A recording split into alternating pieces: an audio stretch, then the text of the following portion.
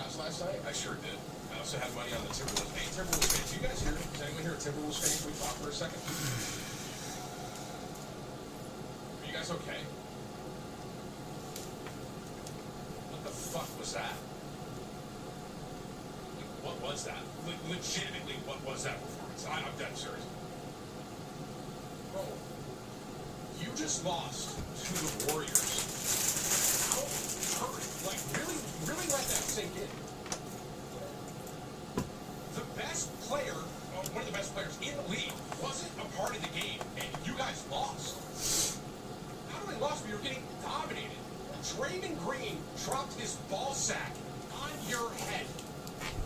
I would dare argue this. I don't know if Draymond Green has in his career hit 4 3-pointers.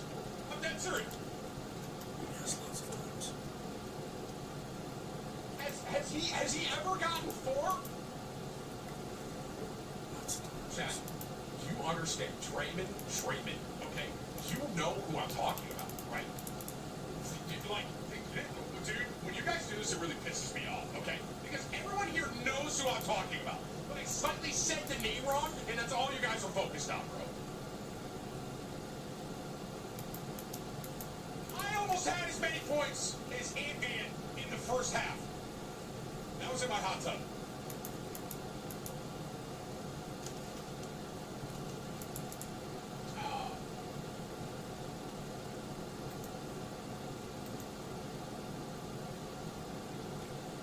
Streaming about what other things happen? Yeah, Maple Leafs. I don't know. You guys are still ass, bro. I don't know.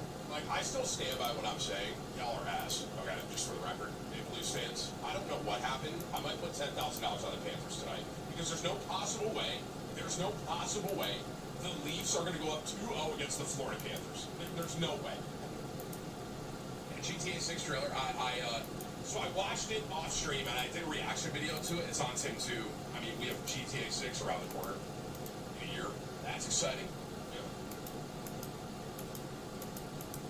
That's kind of exciting, bro. I mean, I just have to stay relevant enough to make it to Grand Theft Auto 6. Can I do props up, guys? And the Hurricanes pissed me off last night. I had Capitals. Hurricanes pissed me off. And can I be honest with you guys, though? Flat out, bro. I'm going to tell y'all something. In playoff hockey right now, there's no hockey team that is playing at the pace of the Oilers. This guy, I watched Connor McDavid skate around 3 defenders like he was fucking Messi. It was like I was watching Cristiano Ronaldo on the ice. Like, Connor McDavid literally was just skating around 3 guys like he was Cristiano Ronaldo. I was like, this guy's unstoppable.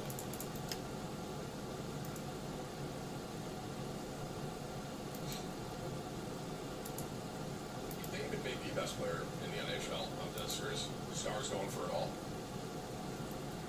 Can someone talk me out of putting $1,000 tonight? Because I've thought about doing it a couple times on Panthers money line, Stars money line. I feel like it's that easy, right? Is it that easy? It's that simple, right? No way Maple Leafs go up 2-0 against Florida. And I think the Stars are the better team. I think it's that easy. Is it not that easy? Kyle's in my chat. It's that easy, right?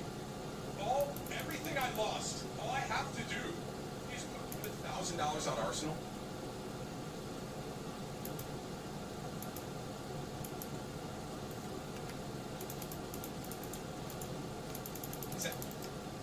Isn't PSG? There's no way, right? PSG's gonna listen. I've been since I've been betting hockey. I've been tuning in a little bit more and paying attention. I'm pretty sure PSG is like on demon mode, right? Do you guys? I did actually have $25,000 on Barca yesterday. Do you guys want to hear the bet that I had though? You ready for this? I cooked this myself. I made this myself for soccer. Are you ready? Listen to this bet. I need you guys to understand something, bro. This was a $50 bet, okay? That would have paid out $4,000. Let's hear the donation. You guys want to see what my luck has been like lately? You guys ready for this? You want to talk about rough losses in sports betting? Here we go.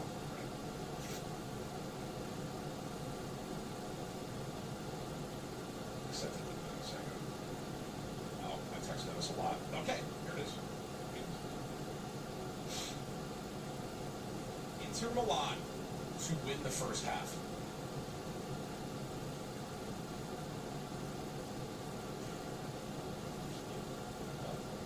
Inter Milan to win the first half. Over 4.5 goals. I thought that they'd be scoring a lot. I was like, okay. Barcelona to win the game. It was that easy. It was because the odds of that were like, yeah, right. Inter Milan to win the first half, for there to be 5 goals in the game and Barca to win. Right? $50 into $4,000. Barcelona lets up a goal in the 93rd minute. I wanted to bash my skull into the wall. I really did. In the 93rd minute, Inter Milan ties it up. Barca doesn't win. Unbelievable, bro. I'm making a home run parlay. None of you can stop me. Don't talk to me right now. I'm in the lab. This is for me and me only. Don't tell this. Don't tell it if you want. I don't care. All right, here we go. First things first. Where is he, bro? See, why is James Wood not favored to hit a home run today? Am I missing something? No. Am I missing something? Why is James Wood like plus? He was pitching.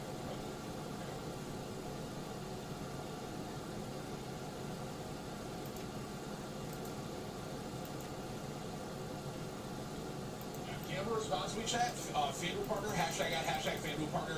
Just for the record, I'm going to put like $25 on this. So if y'all, let's say you usually bet $1 to $5, maybe you do like 50 cents. Or if you do $5, you do $1 out of this. Okay. Just feel it too. I have to feel this in my balls. Hang on.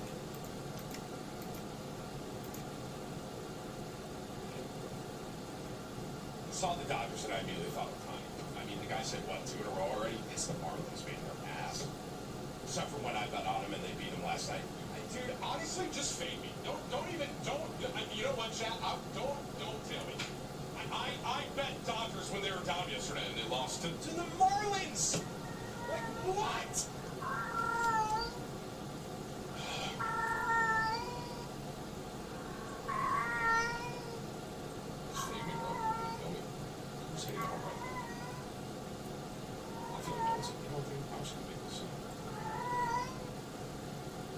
Judge.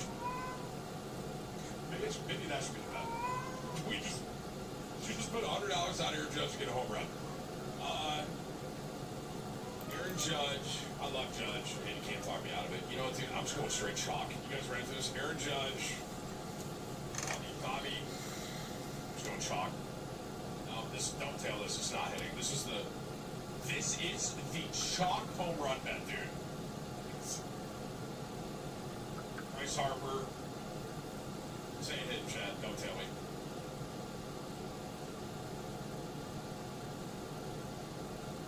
Freddie Freeman, he's swinging for the fences right now.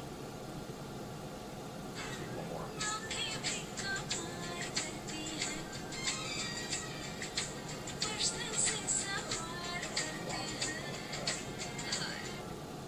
What the fuck are you doing? Yo, my bad. I thought you were kidding. The fuck you mean you thought it was cake? It's not hitting. This one guy is spamming Tommy Edman. Bro, listen, I like Tommy Edman, but he's not the chalk home run guy. You know what I'm saying? Tommy is not the, oh yeah, that's chalk. It's just like these just massive hitters, bro.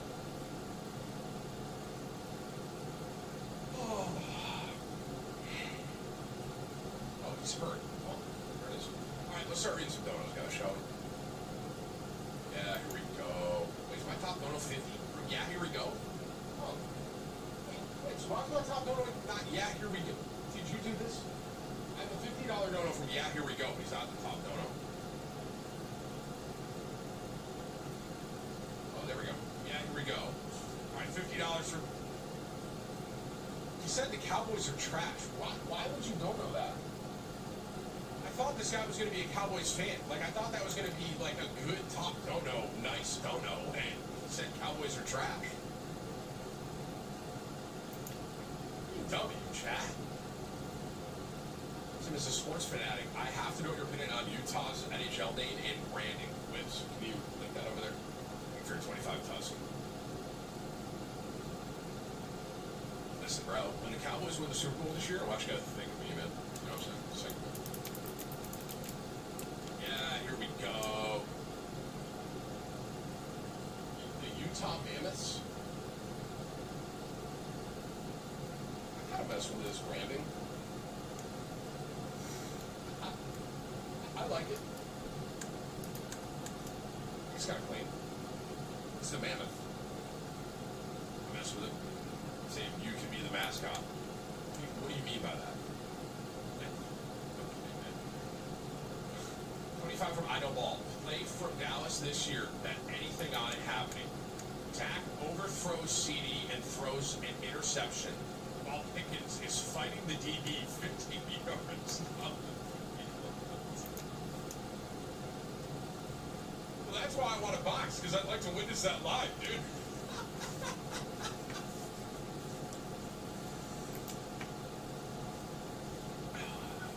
Dude, I'm not kidding. Here's another dono right after that. Right? Listen. Dak overthrows Pickens for an interception. Cowboys out of the first round again.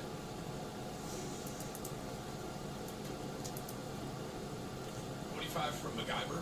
No, it's a dude from GTA 6 trailer. Shut up, man. Who's gonna get more catch attempts this year? Pickens or the end zone referee? Alright, bro. 25 from Adon. $1 for every Eagles Super Bowl before Dallas sees another postseason. Holy shit. Where are the kind donos? 25 from Papa. It's been a long time watching. You had the break thing. Hope you got sorted out. I'm doing well, thank you, Papa.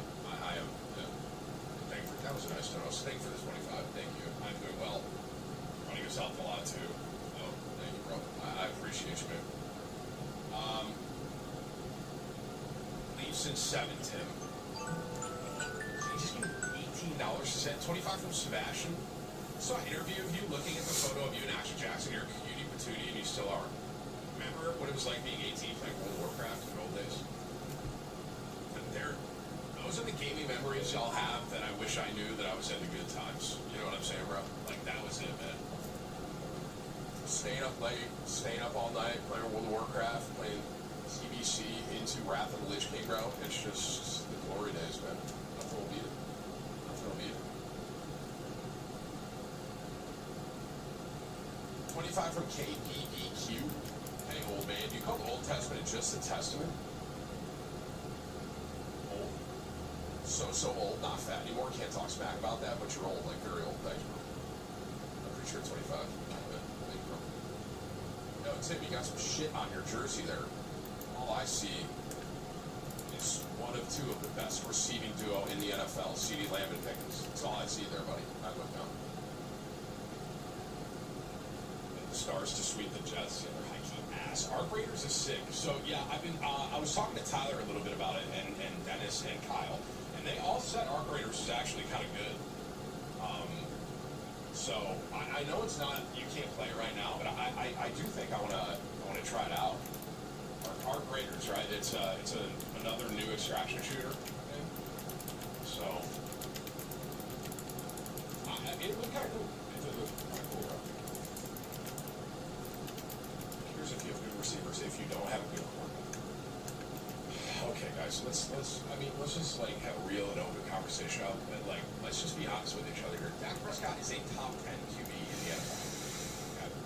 Is he top 5? No. He is a top 10 quarterback. No, it's not cap. Dak is a top 10 quarterback in the NFL. Yes, he is. Name 10 other quarterbacks that are better than Dak. I will try. Okay. Words. You know what, dude? I'm gonna get a notepad out.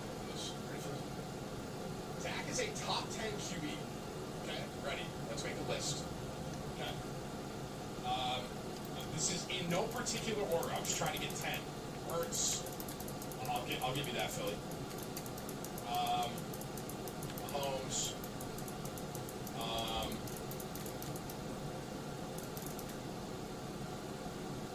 Josh Allen. Here, just start with where. Better. And Dak. I don't care if it's the wrong them. I don't care, okay? I didn't graduate kindergarten. Okay, Lamar. Okay. Yeah, wait, parentheses. We got Keys. Keys top 10. Okay.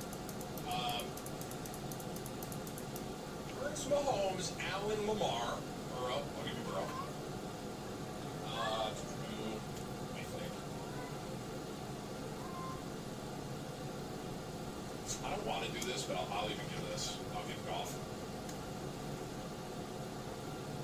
Herbert.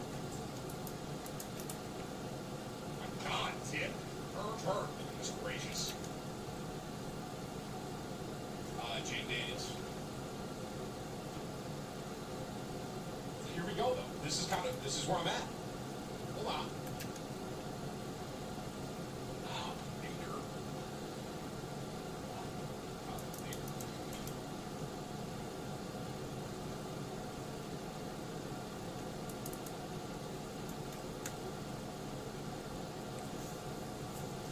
I'm not putting Purdy better than Dak Prescott, bro. Do not stop. You guys, no, I'm not. No, I'm fucking not. If you think I am going to put Brock Purdy on this list, you are fucking delusional. Dude, all he does is check the fucking ball down. Don't get me started. I could throw the ball to CMC. Hey, Christian, you mind taking this in the end zone? You mind taking this in the end zone, Christian? Hey, Debo, reverse. Stroud.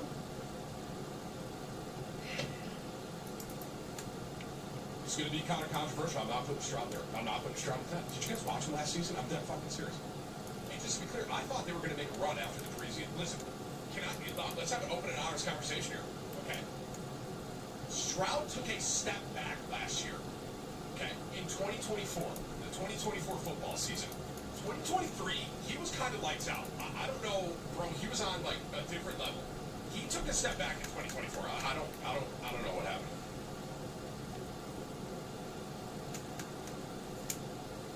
What about Stafford?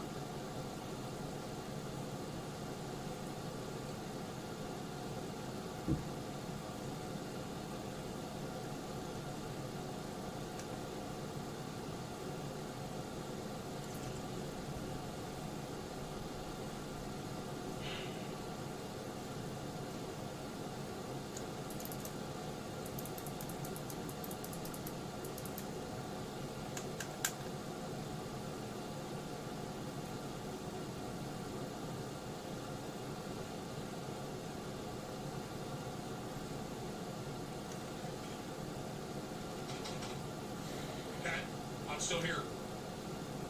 I'm still here. Name 10. I'm still here. I'm taking Goff off, bro. I'm taking Goff off, dude. Who's still? Yeah. What's going on? Who's still?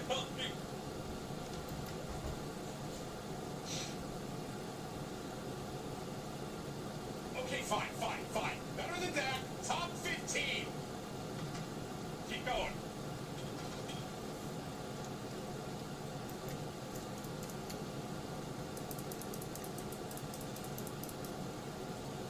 Give you Kyler. Okay. I'm putting Mason Rudolph as a top 15 quarterback in the. Are you guys trolling? Mason Rudolph? Are you on drugs? What about Jordan Love? I'll give you him. I like Jordan. You know what, dude? I'm even going to throw something crazy out here. Bo Nix is unreal. Okay, here we are, though. Top 15.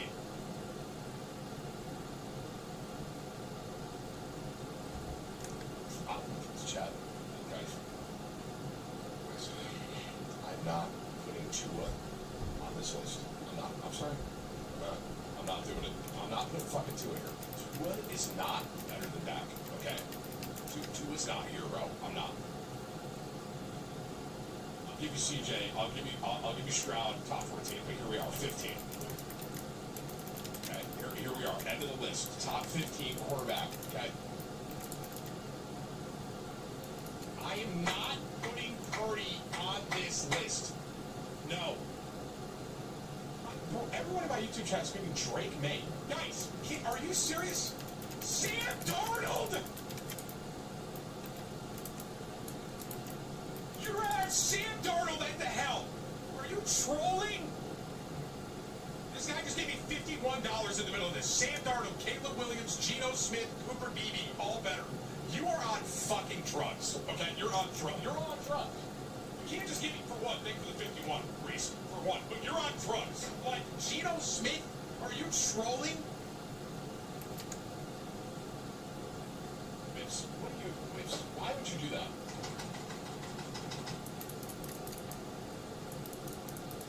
I'm not putting drink, someone said Tommy DeVito. Dude, help me, bro.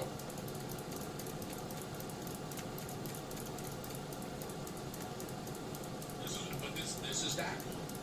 This is Dak. Dak is a top 15 QB. Bam.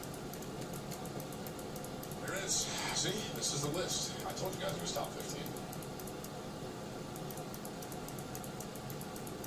It's not no shot, bro. I'm not putting T-Law there. No. I'm not putting Russell there. Mr. Unlimited. No. I got a guy legitimately. It's the only guy, I swear. I got one guy spamming Joe Flacco. Brother, are you okay? Like, everyone else is kind of like on Tua or Caleb. But this guy is literally spamming Flacco. He just keeps spamming. Flacco is not better than Dak. He's like 85. Flacco is like one hit away from like everything. He's done, man. He's done. He's like 47 years old.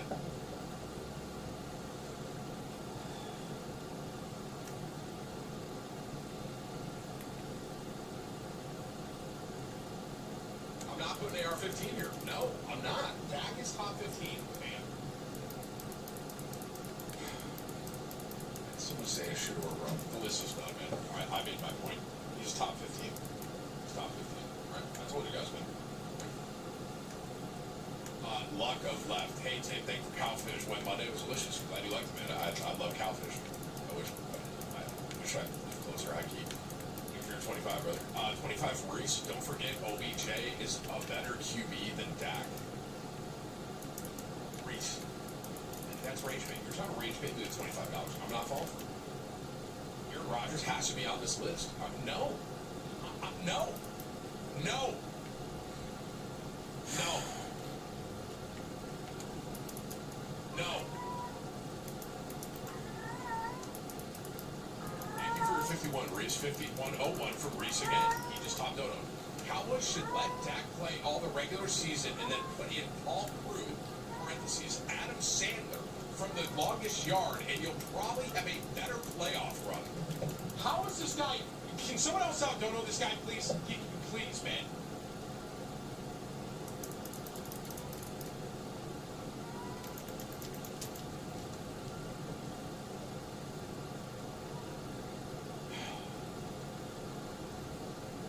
I just looked over at my YouTube chat. I swear to God, I just got a super chat. This guy said Derek Carr.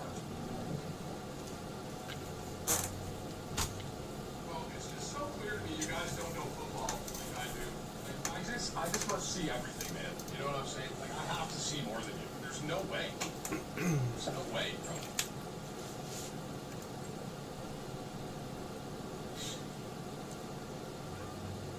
I see. I'm on the eye of Agamotto. Bro, you're fucking 5-9.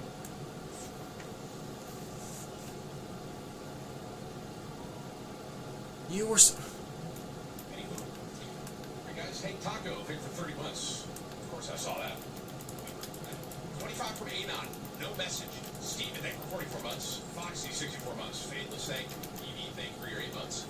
E. Taylor, Jr., thank you for your members. And third, thank you for your time. Fucking idiots. All right, listen. Let's all have a good day, guys. Right? All right, are you ready for it? You ready? Well, so here's kind of the plan today. Okay, for a dance. We're going to spectate 1 or 2. A little bit of Clocky and some of the boys, and then we're playing Marvel today. We are playing 2 games. You guys ready for this? I'm going to play for dance and I'm going to play Marvel. That is the plan today. Okay. I know, crazy, right? So that's kind of the plan. I But dude, I have to say, man, I see it. So obviously, I don't know if y'all saw. I'm assuming most people here saw the 100 men versus a gorilla, like who would win. I saw a new one, and I've seen it 3 or 4 different times on my For You page this morning. There is a guy. There is a British guy that said enough with the 100 men versus a gorilla. About 100 Brits versus 100 Americans in a fist fight with no weapons.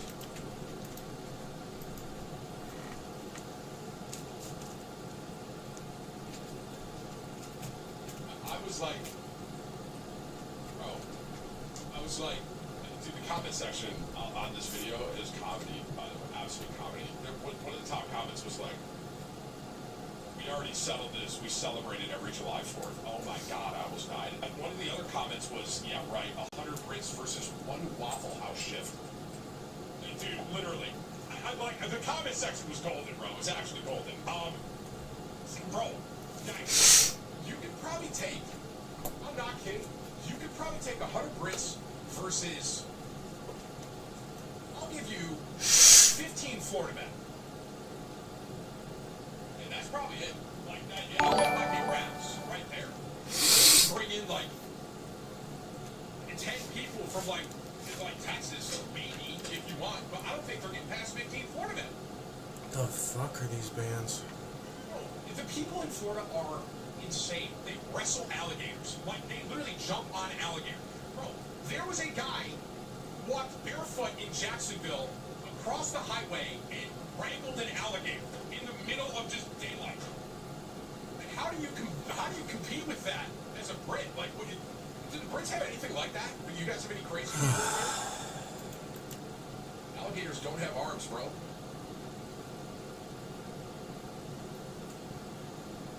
Just so I'm clear, you think you could just go 1v1 an alligator, like straight up, like and don't they, I mean, they have like extremities, right? You're just gonna go 1v1 an alligator, bro? Oh, he's got it? Oh, okay.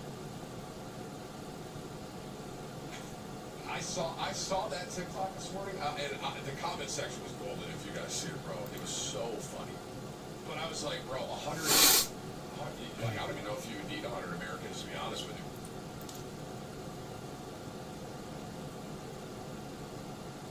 I don't know, bro.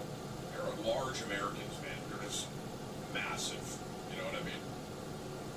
Someone was like, you can take 10 guys from Louisiana, 10 guys from Texas, 10 guys from like New York and Chicago, and then the other 50 would just be kind of watching, basically. Preferably tank. So it was funny. If you guys see it on TikTok, I saw a couple this morning about it, and I was like, is this gonna be like another thing? But I was like, yeah, I thought USA there.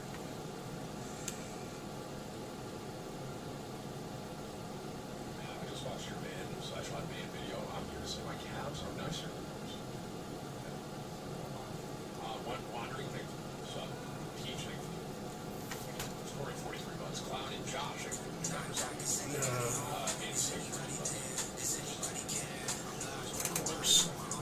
3 DPS.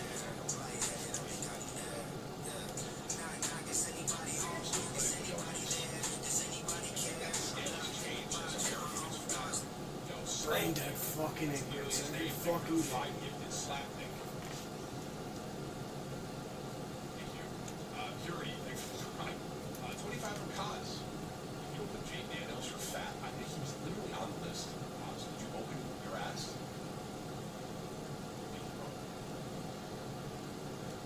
100 NFL players versus 100 rugby players is no contest. Rugby would destroy.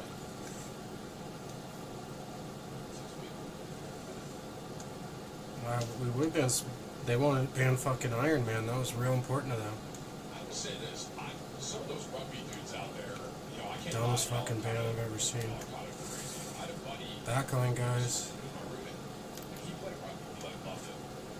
He always told me I should play rugby because I was like large and could run. He was like, "You'd be great for rugby." I was like, "Thank you." I never did.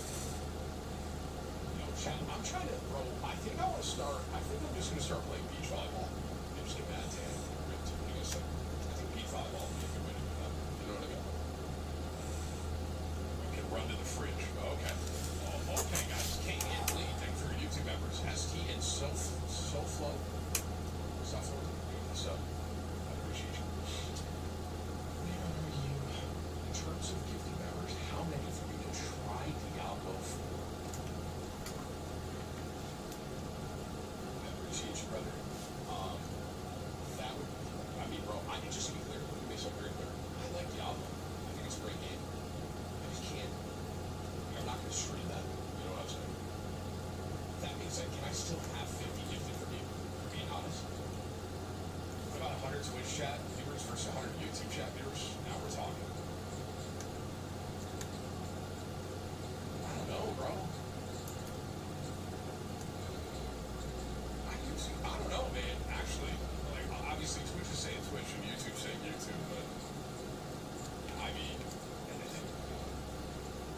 YouTube, I don't know, man. Y'all are, dude. I mean, everyone. So Twitch is saying Twitch, and YouTube is saying YouTube. So YouTube said we have old man strength. See this thing if you remember. So sure, just see 50. You know what, chat? Instead of 100 Twitch chat viewers, there's 100 YouTube viewers. We sell this with Yo, 0 and 3 fucking Moon Knight. You want to swap? Dude, that's what I'm talking about, Jared. Isn't that crazy, guys? I literally. You're fucking throwing. Played Diablo 4, and I said I'm not gonna play that, but can I still have 50 gifted? And he did 50 gifted, bro. Who did W for German one time in the chat? That's serious. Twitch chat. I'm not trying to pay you guys. You don't have to be able to get the subs, but can I get a W for this guy? I literally just asked him for 50 to gift. He did so W, man. I appreciate your Thank you, bro. 25 for versus 100 tips versus a salad, bro. I got that all day. Like, you know what I'm really in the mood for, bro? I'm in the mood for fried burger. Wow. Anyone else? You guys have burger? Y'all got, bro, burger? It's lit. I don't know. Listen, I didn't see grouper until I came down to Florida. And I'm telling you, man, fish is unbelievable, man. It really is. It's flaky. Jesus Christ. Here's the thing, man. When I was in New York, Now we have one healer. and it kind of drove me nuts. Like down here in Florida, bro, I willingly get fish. Like I go to try to get fish. and I'll say this, man. Just surrender, guys. Catch it in the Gulf like that. It's fresh, and that's why I think it's so good. He's not swapping. In Florida, He's not gonna. He's already 0 and 6 and not swapping. He's not gonna swap. I'm literally craving it, bro.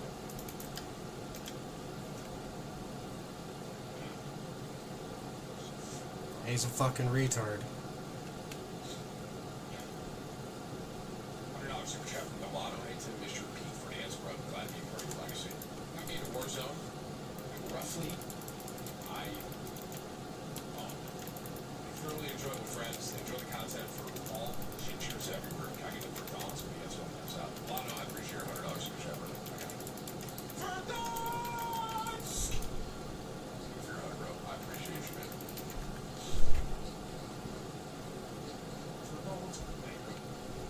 Paul, grizzly bear versus a gorilla. It's the first debate years back. I do remember that. Nick asked me about that. I still don't fully know about that one, to be honest with you. But I'm not happy with Pickens. I mean, I'll really put this jersey on whenever this we're going to win this one. I appreciate your gift from Edgar, man. Okay, I'm almost got it. Ready? We definitely don't need 3 tanks, guys. There's a dollar super chat. Okay, someone swap back. Oh, you're just portaling. 300 pounds of Matthew super chat. Gotcha. My bad.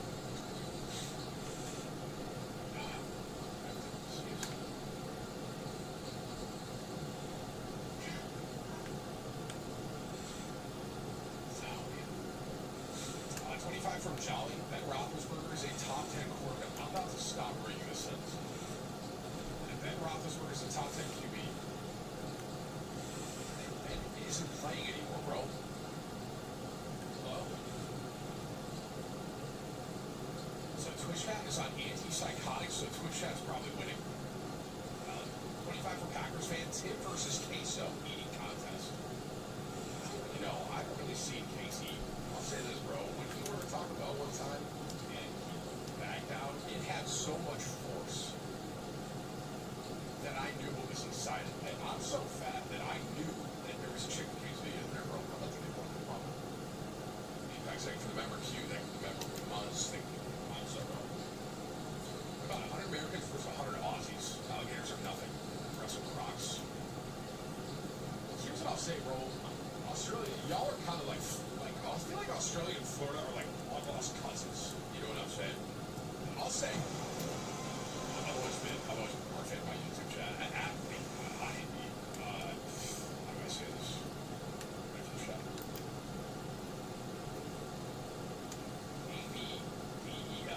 ABBELHADI. Ohadi. I'm gonna play Sofara. Shara. Give up all our position.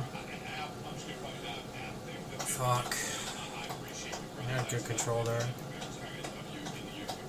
Gave it up for nothing.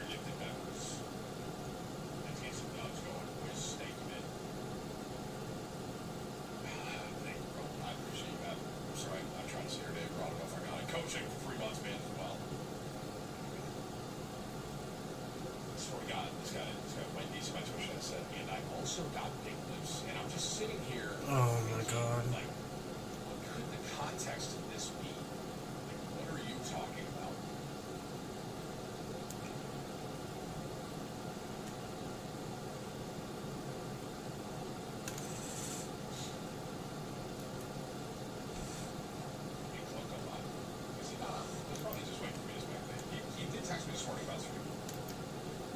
95 for purity. If you get grouper, make sure it's on the water restaurant.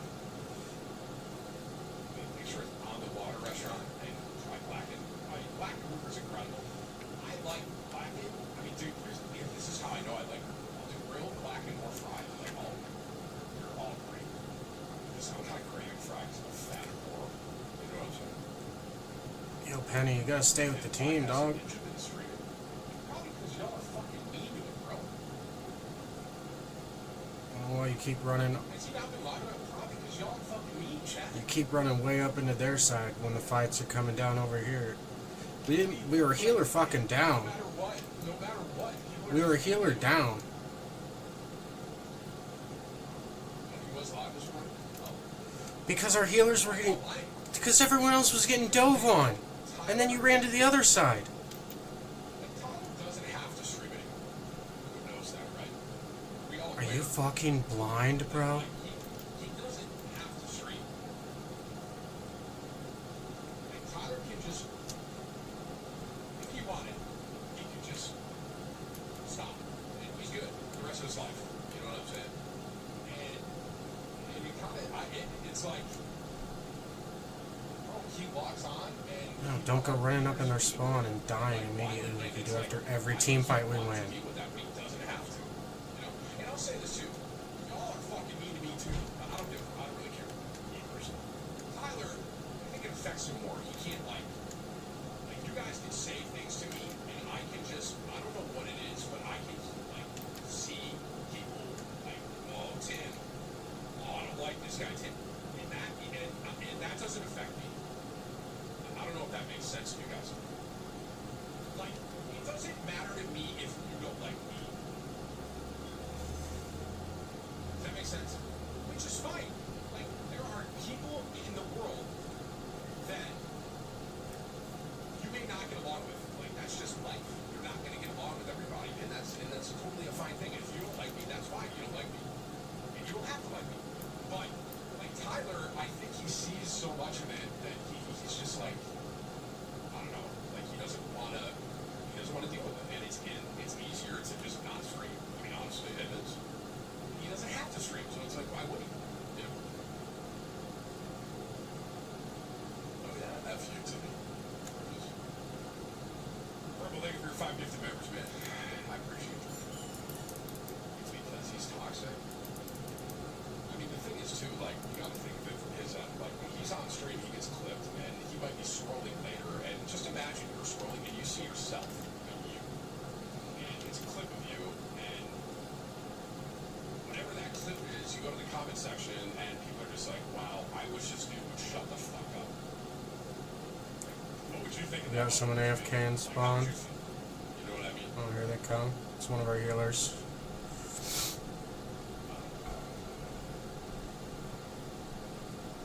Yeah, but it's digital. Yeah, but he's still a human. You guys understand that behind all of everyone, any creator it may be, like money, whatever it looks like, even celebrity stuff, like at the end of the day, everyone's still just a human, bro. And no matter what, there are going to be human reactions to things that you see. You know?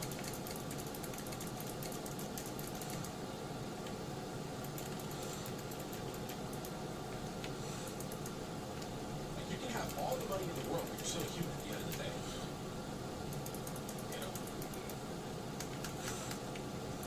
And I'll say this too, I think with the internet, like you can just say whatever, it doesn't affect people, but then it's like at the end of the day, you're still a human reading what people are thinking of you, no matter what your status is. And it can affect you.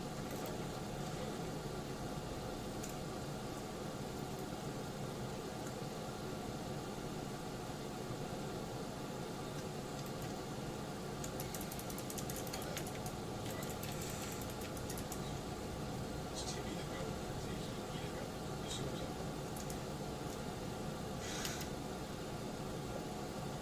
I see your super chat, bro, and I do appreciate you. 100 Americans versus yeah, let's get back to this, bro. 100 Americans versus 100 Aussies. I gotta be honest, bro. Aussies might have that. Y'all seem kind of wild.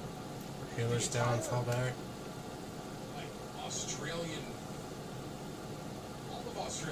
seems like Florida. I don't know if that makes sense to you guys. Like, that whole area seems like Florida. You know what I mean? And like we have Florida, and like Florida's kind of wild, but it's like all of Australia kind of seems that way. Y'all got crazy insects too. 25 for batting. Rats on pickets. Unfortunately, I don't think you'll be able to beat my Eagles. You're gonna come to Philly this year. Hell no. I swear we get a bad rap. Scouts Harder, we won't hurt you too bad. You could not give me. No. I go to a Philly game in a Cowboys jersey for $1 million. And I'll let people do whatever they want, like whatever. I don't want to deal with that though. Hell no. Bro, I went to Tampa, and even Tampa fans, they were pretty chill. Like there were a lot of people like even chirping in Tampa when I was in a Cowboys jersey. You know what I mean? I'll say this. I have friends who are Phillies fans, like Eagles fans, and they don't like their own fan base at Philly. My friends who are Philly fans, you know what I'm saying? So, 25, here's the thing. The way I see it, you're personal and relatable. You make us feel comfortable talking to you straight 101, which to me makes you one of the boys, which also means I can roast you and we'll have a laugh. I'll do at the end of this, don't know for that. Sure. That's fair enough, bro. I appreciate your 25, bro. I mean, I think, yeah.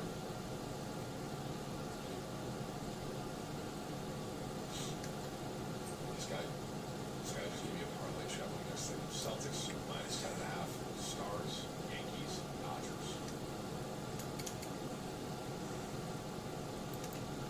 Can I be honest with you guys? The only one I don't like here is the Celtics.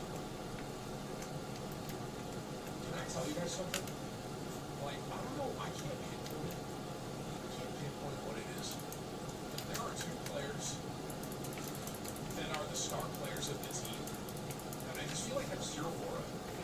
Well, with the exception of last night, Halliburton just kind of has this thing where him and Tatum, I can't pinpoint what it is. I like Tatum specifically. Like this guy Tatum at the end of the Celtics game last game, he just kept breaking threes. Like I'm like, dude, like pass the ball. No. Like pass the ball. Right? This year I would have thought Halliburton, but he's kind of So fucking garbage. If there was an aura meter, Halliburton is moving on up quite a bit. Tatum is just ice. Like ice cold, bro.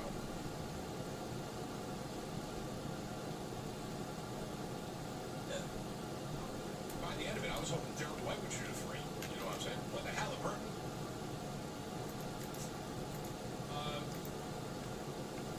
Aaron Gordon, dude, I'm an Aaron Gordon fan in these finals. If you guys watching Aaron Gordon, I might start just slamming his over. I was just saying he's thinking about putting 250 on Panthers and OKC. What are the odds that I can't do that? Well, Panthers, you're really just betting Panthers now, aren't you? Isn't OKC like minus 400 or 500? That ends up being plus money. I mean, I'll say this. I don't think the Leafs go 2-0 against Florida. Bob Frosky is one of the greatest goalies.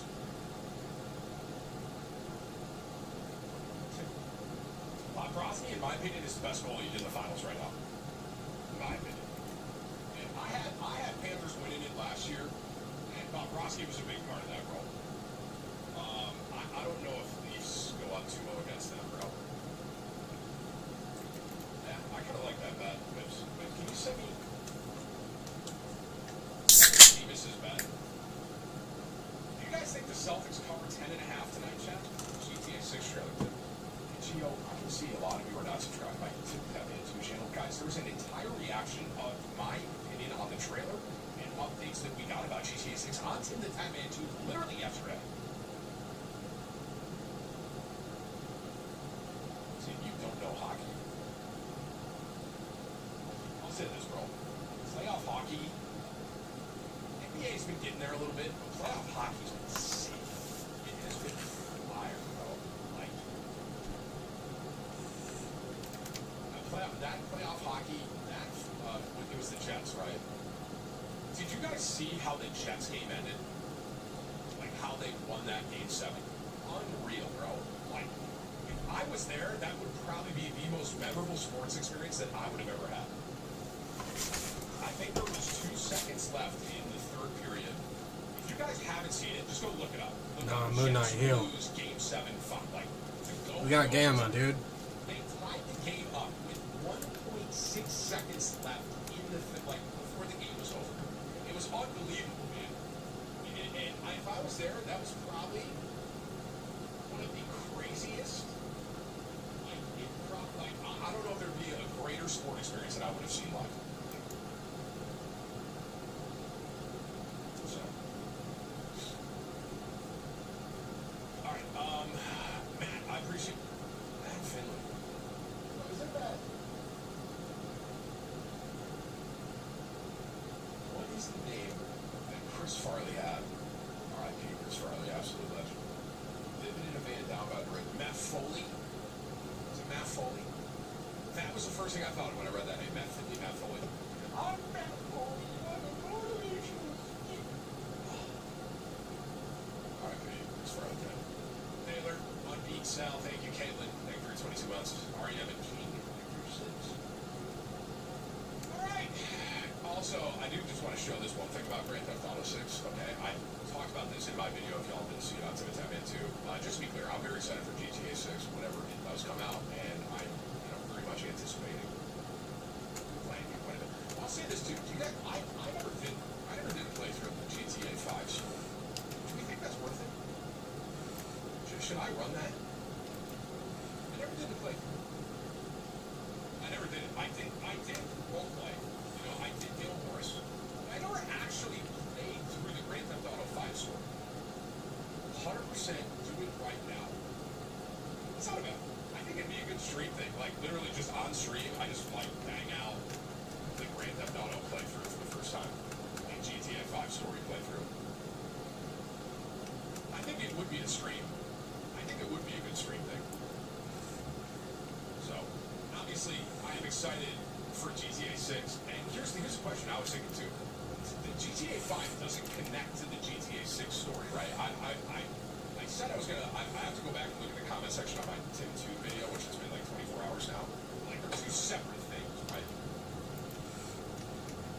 Because it's a totally different... Because now we're in Florida in GTA 6, right? Here's what I got to show you guys, bro. So the GTA 6 announcement happened yesterday, and I kept getting tagged in this photo. You guys ready for this still image?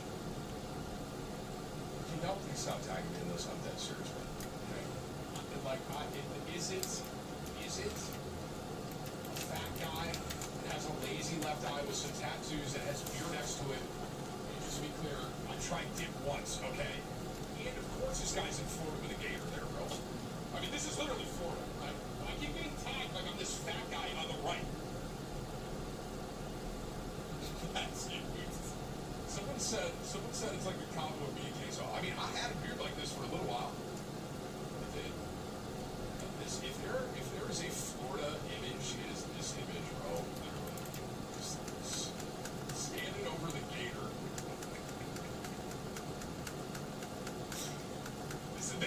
This really does capture Florida. If you guys are wondering what Florida is, it's kind of like this in a way. I mean, there's a lot of Florida, but this is a big part of Florida right here. Yeah, I got a GTA 6 here.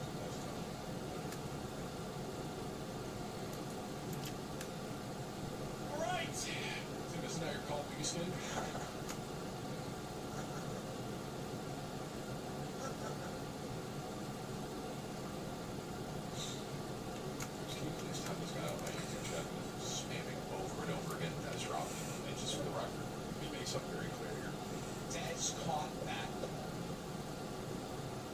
Bryant caught the ball. That was a catch. I won't be told otherwise. I will not. If you do not think that Des Bryant caught that ball, you do not know football. Period. You don't know football. That's fine. As long as you can win that. You don't know ball if you think Des dropped that ball.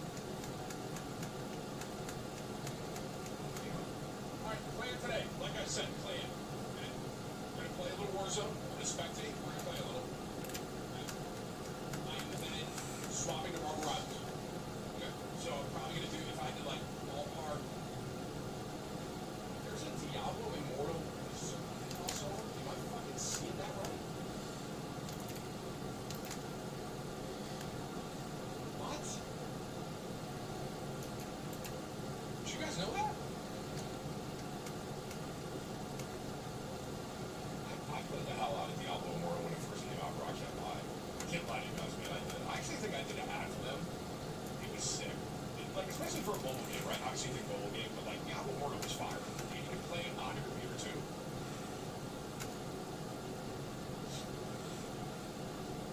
Okay. Okay. Like I said, play it. We're gonna start with some Warzone, and then we're gonna end with Marvel today. Alright, I don't know how long we're going for. I'll say this, the weather is bad today. That's exciting. So maybe I'll stream. I don't want to get ahead of myself here, guys. Maybe I'll be out for 6 hours tonight, alright? The weather has been beautiful the last couple days.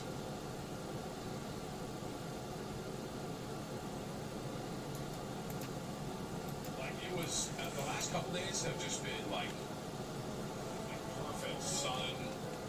It's been beautiful, bro. We were at the beach the other day and we saw manatee, and I don't want to see one singular comment about me being in the water. Okay, it was a literal manatee. It was huge. I'm a hockey fan, a great watcher, appreciate the sport, bro. The last 3 years, you have a favorite player. I don't know if I got a favorite player, bro. Start now. I don't know if I have a favorite player. Listen, I was told I'll get 1,000 gifted subs if the Capitals win the finals. So like right now I am kind of, I don't have money in it, but I am pulling for the Capitals because I get 1,000 gifted subs. So, Taylor saw a manatee and thought it was his brother. Okay, guys. Oh, Jess tweeted a video of it here. Yeah, she was with us. It was an actual manatee. How can I find Jess, bro?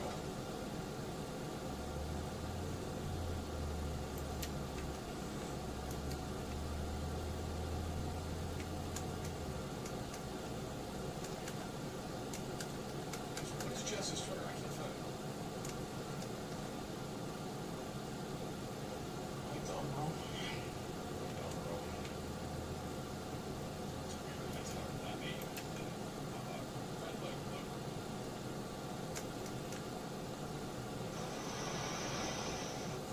Like, it was an actual manatee, bro. So, like, just so you guys get a ballpark understanding here, like, that was like, I mean, this water was like right here. This is like beach, okay? So he was really close to shore. It was huge though, bro.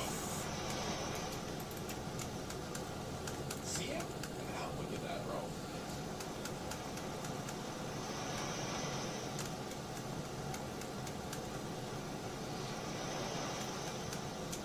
This is what the water and the weather's been like, by the way. So forgive me for not streaming the last couple of days. Actually, I'm not going to ask for your forgiveness. I didn't want to stream. And you can fuck it.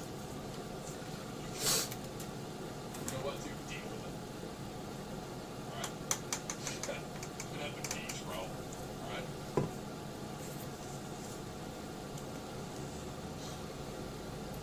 I get 50 gifted guys because I'm here today. Okay, we're gonna spectate 1 or 2. Okay, spectate 1 or 2, and then solos, I'm not careful. And then so spectate 1 or 2, and then a little bit of clocky and simple voice. Marvel in. I don't want to give a time because I don't know how long. I'll say this. When I'm not having fun on Verdansk anymore, I'm gonna swap to Marvel. That's what I do. You're back.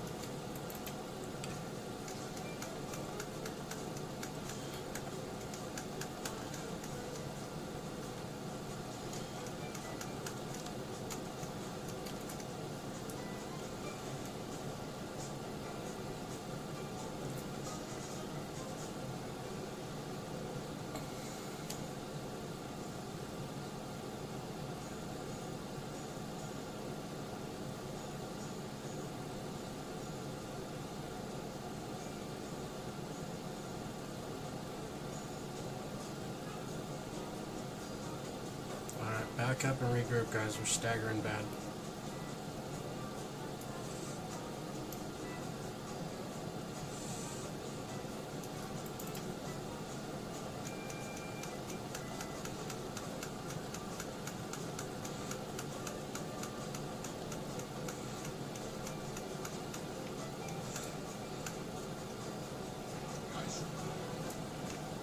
Hey everyone.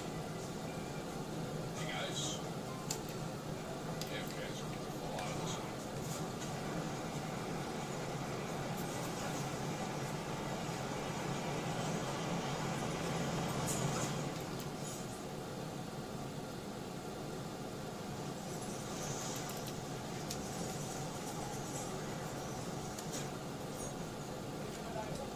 Counter-Strike's market cap passes $5 billion. What does that even mean, bro?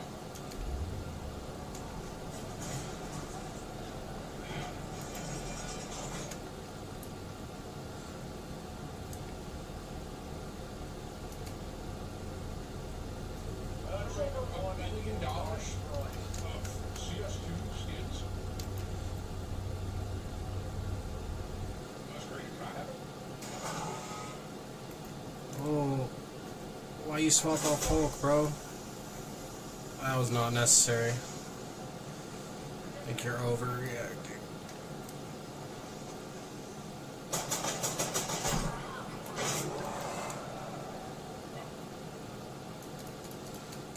Haven't played in a while.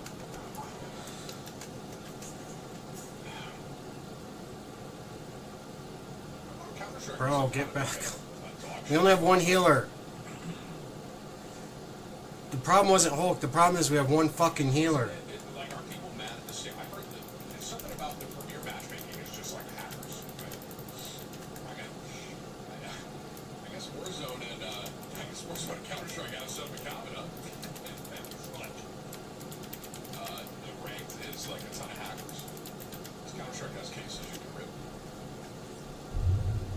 Okay, Tyler, thank you for 52. Swinging a miss on the top dono, by the way, there, buddy. Yeah, here we go.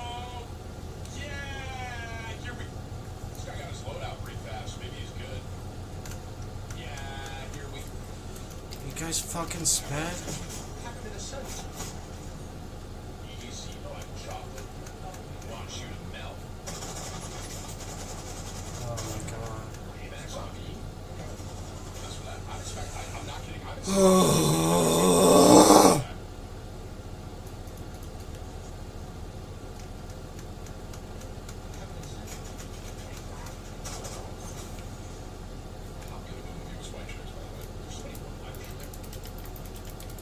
For the lady, perhaps a salad, perhaps not. I'll take a steak, smothered in onions, rose on 5. Oh, okay.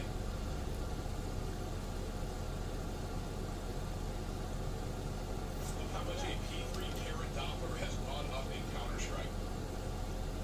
$3,000 from 1,200. Wait, so what's my inventory worth? Go look it up. Am I rich?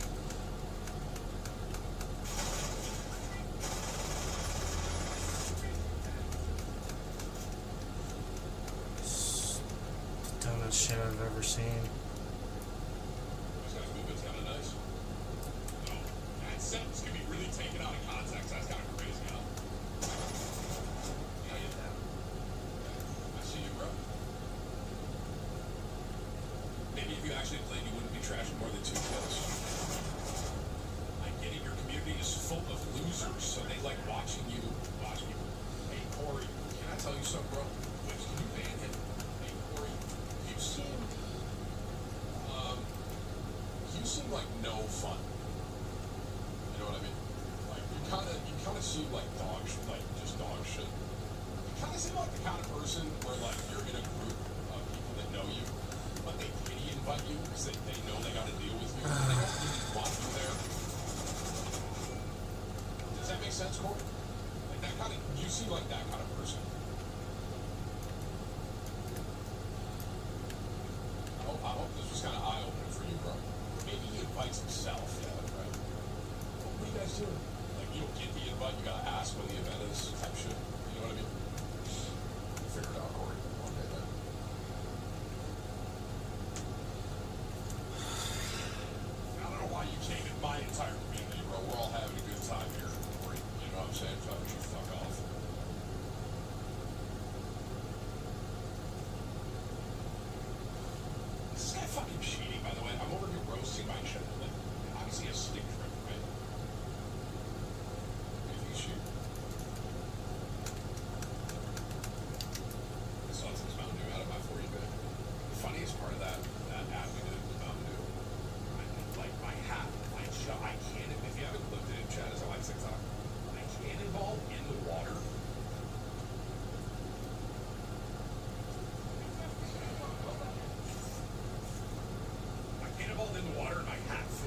You're a fucking idiot swapping off heals, bro. Oh man, this is something sick.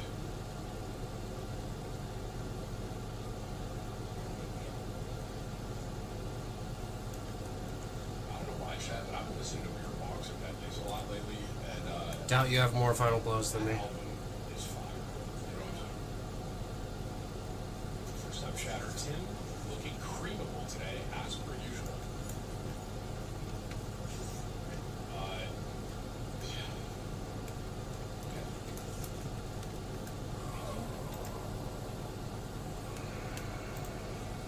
Freeze out for a week.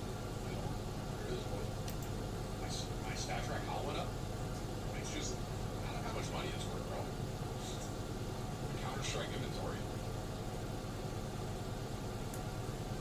What it's worth, by the way, I don't think this guy's cheating.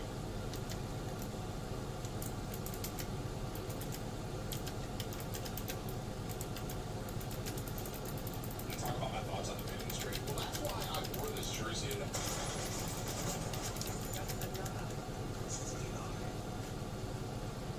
What was Blaze Bucks? What was that sound? Did Rogers hit a parlay?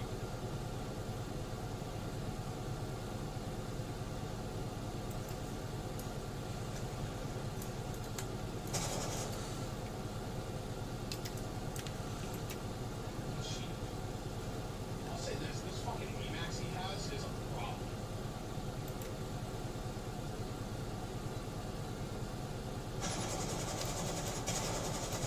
I don't think he's cheating. He's about to get pinched. These two guys on him are pretty good.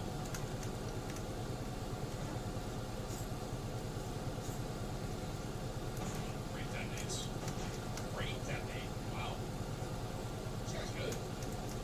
No, listen, there's little things like that that separate a really good player from like someone who's not very good. Like those detonates, it just game sense and game ability. You know? I talked a little about CD and Pickens. I'd love to try. I think Dallas made out like great. That's a great. You know, I've been sleeping on this. I've been sleeping on the Emax world. It's unfamiliar. But yeah, I mean, what do y'all think? Dallas traded for what? Pickens for a third-round pick and a fifth-round pick? I feel like that's massive. I mean,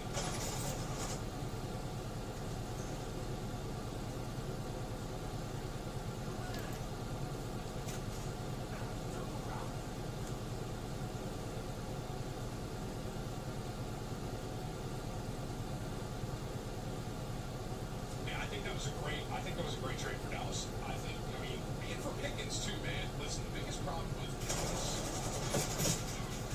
this dude up here is a problem. Sniper. I wouldn't try to fight this sack. Are you gonna try to fight it? I wouldn't. I think you're gonna try to fight it. That's your between me and you. Like we don't have to play. Oh, we have plates. My bad, bro. It's like now. It's like Pickens was always just getting double teamed and pinned. Right? So it's like I felt bad for him, and now it's like who do you double team on Dallas? Do you double team CD? Do you double team Pickens? One of them will probably be open. And then you got Ferguson. I like our up dude. That pickup, I'm actually very impressed with that pick that Jerry made. That trade. I feel like Cowboys got the better deal out of that trade. Does that make sense? That's what I would say. Do you guys agree, Chad?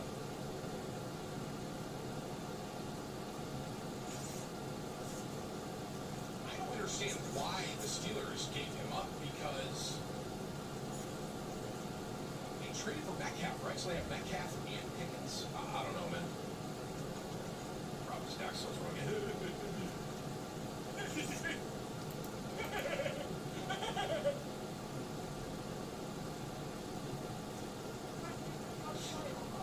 Lou and Wicked, thank you for your members. Ish, Cyber, and I. ASAP 44 months on YouTube. Lou, thank you for your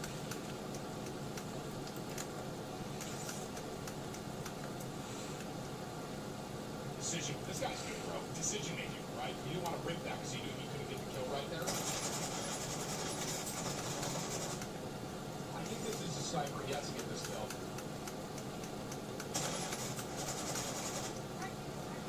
That's the sniper. He's gonna die to the other sniper. You guys notice there's something wrong? These guys look mean. Really good.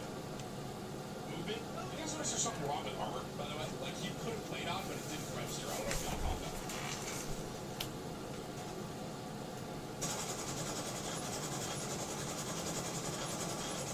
And bro knows something about the AMAX that I know, because I wouldn't be shot on the sniper with that thing, bro.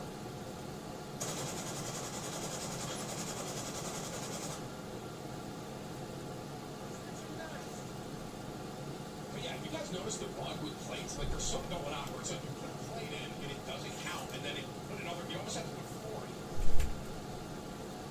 25 for trade issue. Decent value for the picks they gave. My problem is they have to pay Parsons now and Pickens next year. Pickens last year was rookie deal. After paying Dak and CD, I can't say them paying Parsons and Pickens. So to me, they're going to give up picks for 1 year. I mean, that is the point, right? This is last year on Pickens' rookie contract. And Dallas will have to pay him.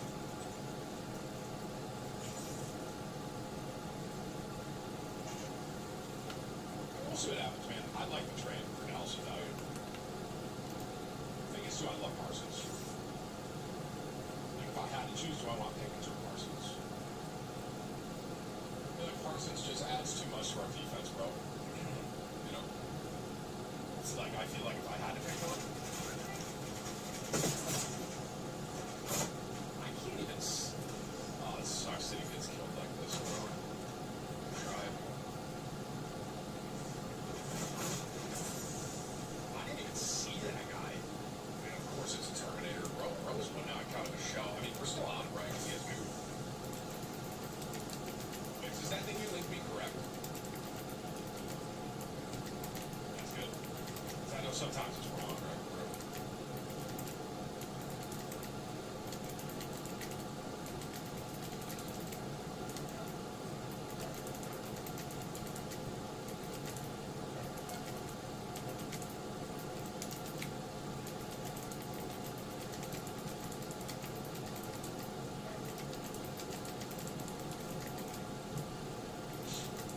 25 feet, then if you want a good one-shot sniper, use the Morse. HVP/Cardinal. It's absurd.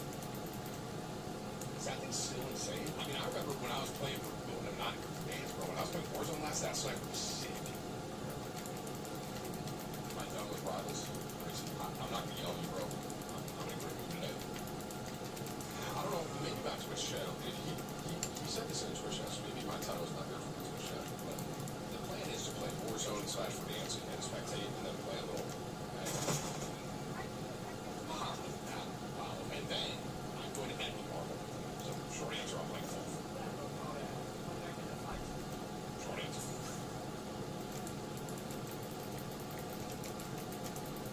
My Twitch channel says fat and bald. Understand it?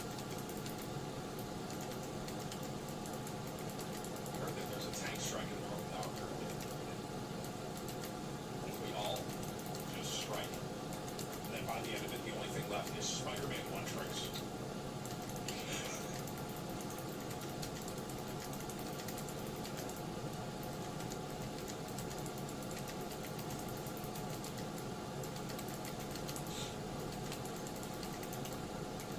Thoughts on Pickens? Are you guys baiting me? I have to be getting baited right now, right? You don't have any questions about Pickens right now? I feel like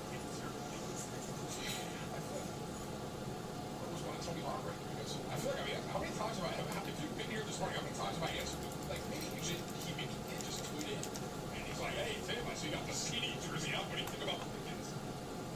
Okay, ready? I'm going to sum it up. The trade is good. I like Pickens. Still just not.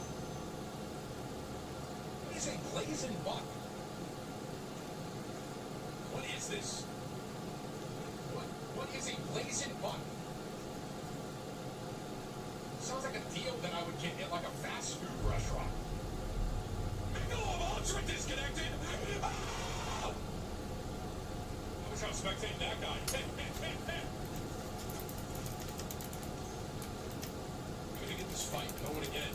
Twitch is trash compared to YouTube chat. And that's 25 beef in YouTube chatter.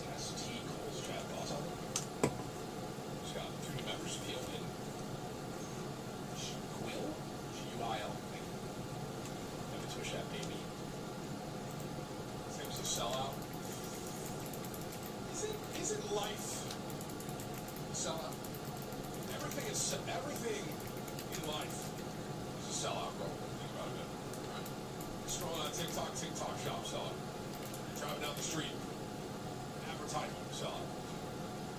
You guys go to work, you're a seller, bro. But there you go to work. I love that this guy found an Amex again, by the way. This guy literally got an Amex offering, right, with his loading. He was good with the Amex. And then he found another Amex. This has got the Amex King. He's got like a crown. What do you mean I have to pay bills? That's not selling out. Well, me too. Me too. At least I have a real job. All right, Bryce, now this will be off. What did you do? All right, now you're on thin ice. Sensei, thank you for your member. Tess T. Coles gifted 5 members on YouTube. Amex is one of the best they are. Did they buff it? Because I feel like when Verdansk first came, that this buys risky. I feel like when Verdansk first came out, it wasn't as good. Was there a change to it?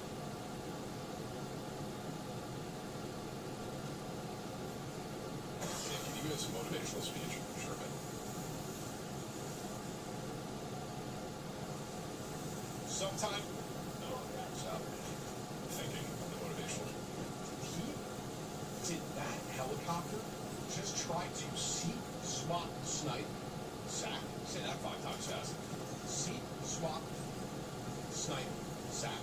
Seek, swap, snipe, sack. Sweet, swap. Say that 5 times fast.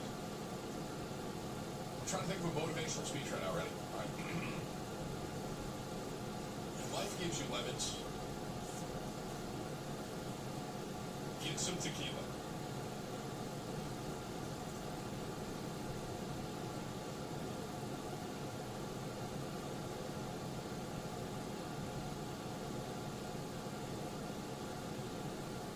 How's that not motivational, dude? I would say that's the most motivational thing I've ever said on screen. Ah, the famous tequila lemon. That's more of a lie, right? Zach, I'm telling you, this guy's trying to clip you, bro. He's trying to seat swap. Snipe. I can't do it. Okay, someone did 5 gifted on YouTube with the name Testy Coles, and then I just got Tasty Coles with 5 gifted on Twitch. What the fuck is going on? Is that the same guy? Wait, right? The odds that dude's name is Tasty Coles, and that guy's name was Testy Coles. What the fuck? Twitch chat eats the complimentary crayons that come with the kids menu. You know how to defend my Twitch chat? No, they don't.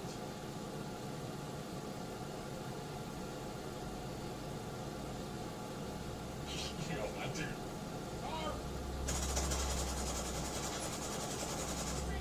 Is there no Amos to talk to you?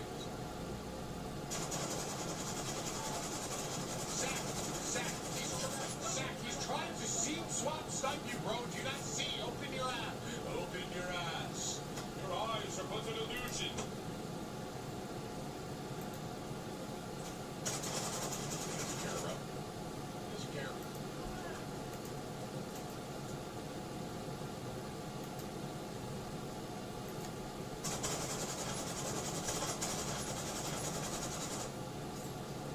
I like this guy, bro. I like Sack.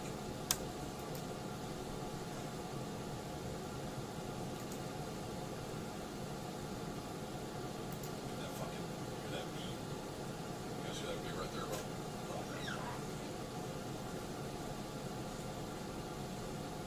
This is not cheating. No, he really is. Like, I don't think he's probably, you know, he definitely started a lot hotter. I got slowed up there in the middle, but I mean, that's such a... This Amex is... I can't believe Sack is just standing up. He's behind the van, he's behind the van. It's a bus.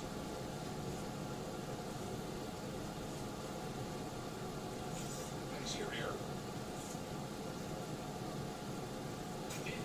Bro, Zach, I feel like I've said this a lot to you, and I'm going to reiterate this, man.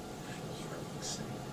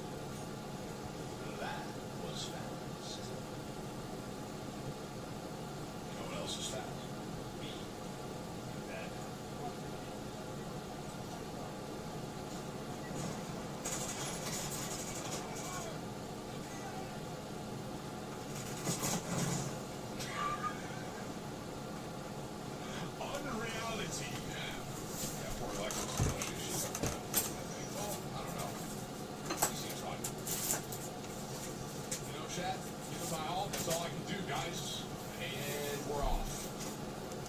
And we're off. And we're off.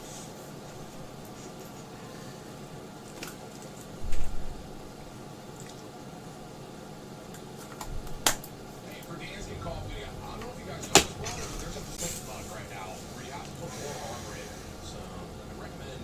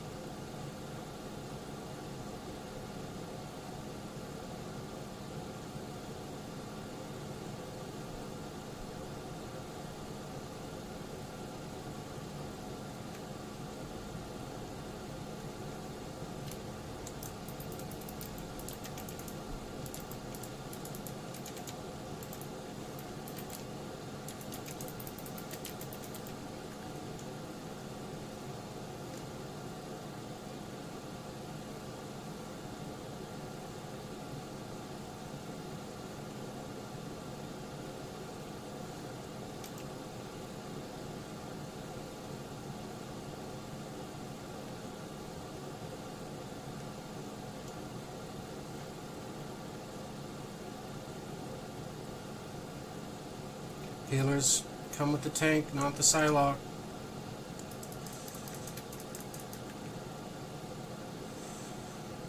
Oof. We gotta group up. That's retarded.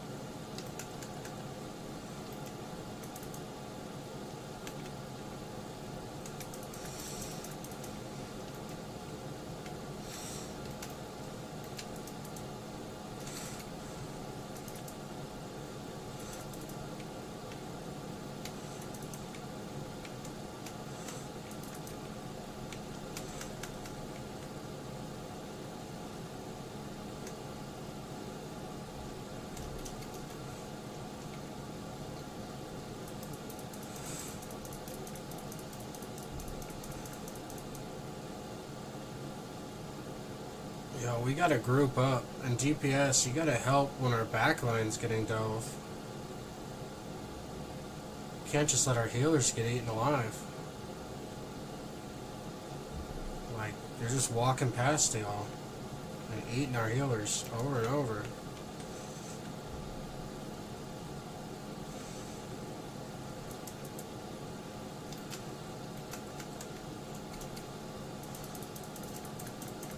It's not like you're getting healer picks, so...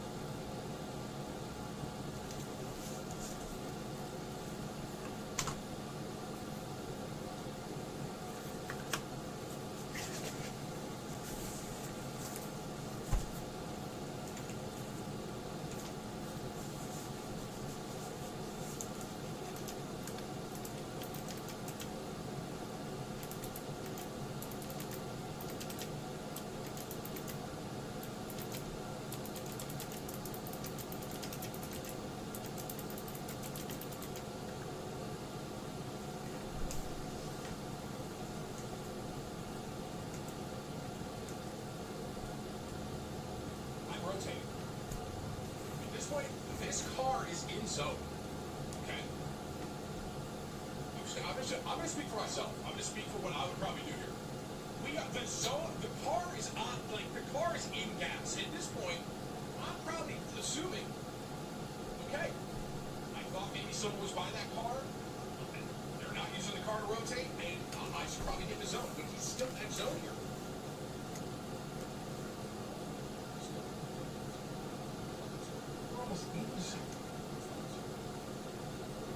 This guy finally gets in the car. Okay.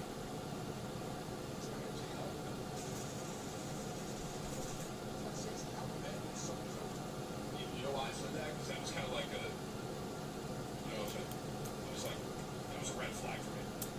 Like why he was staring so long at that car.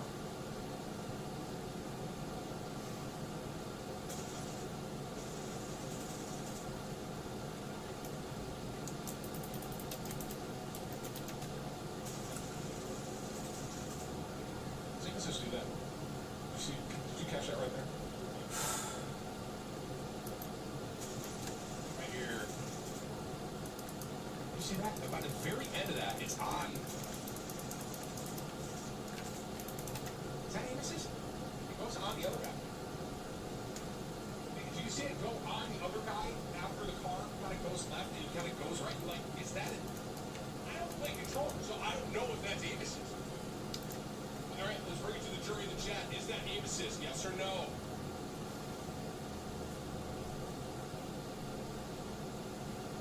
He's live on mouse and key?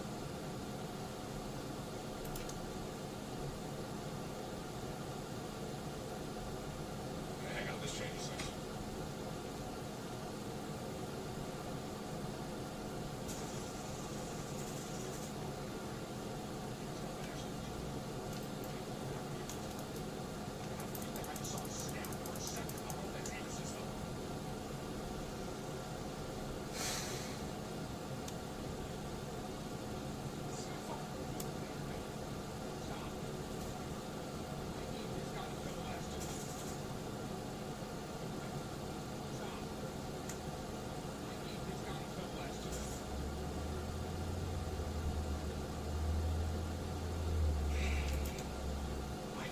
Do you see this guy?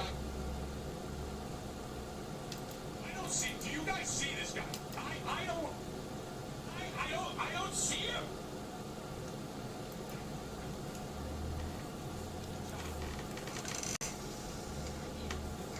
I saw him last second. I didn't see him. I didn't see him live. I'll say that. I just saw him like pausing it. He goes right there.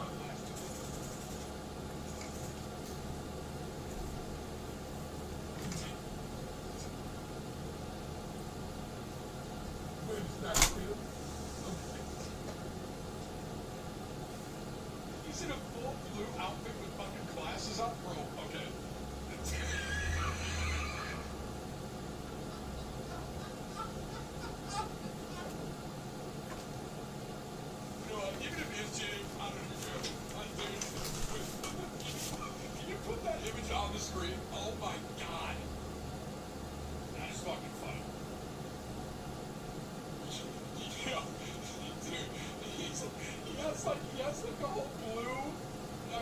is what? Wait, his name? I thought his name was Enzo Blue. Wait, why is he dressed up like this? Oh my god, bro. That is so fucking funny. Oh my god. I don't even know if this shit anymore. That was too funny, bro.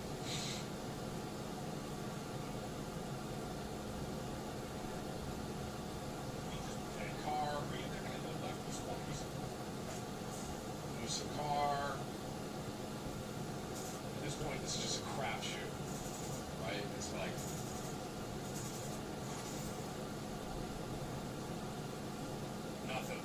Nothing there, right?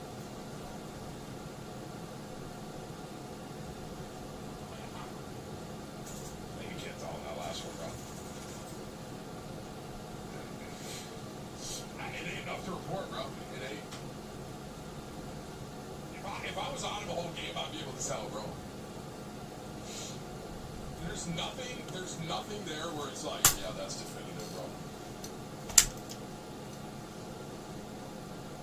Used to stream cheats. That's why he's worried.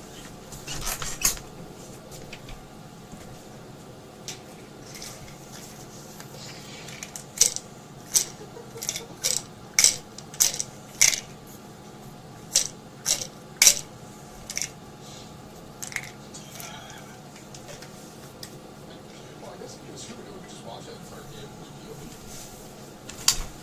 Go in and crash your game. Watch out.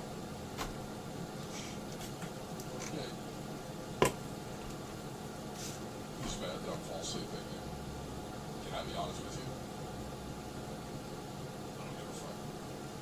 So, and hey, bro. Hey, good win, man.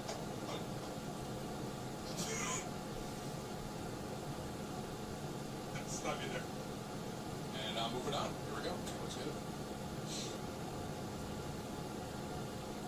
I didn't even fucking report it. And by the end of it, I said there wasn't enough to fucking report. So I'm moving on with my fucking day.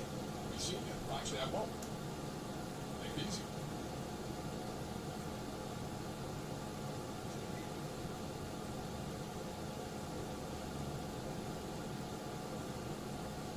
Bro, did you see all the drama with Necros?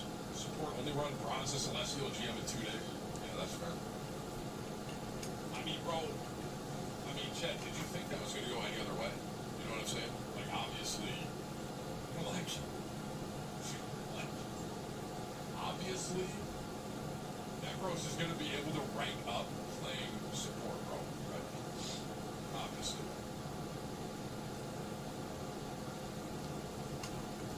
There's a DDoS attack at ranks. Yo, am I tripping? Or hasn't that been in the game for like ever? Am I tripping?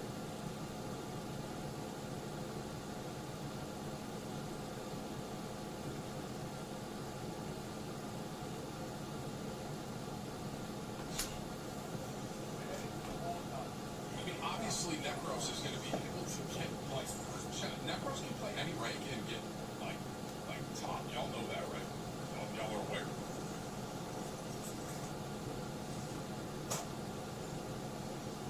Good afternoon, Tim. Have a great stream. Thanks, Carmen. Thanks, guys.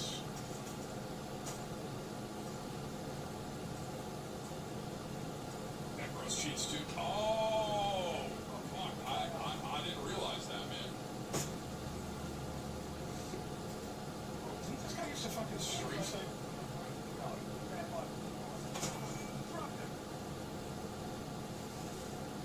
Trash can, were you just level 6 with all the fucking camos? Did I see that right?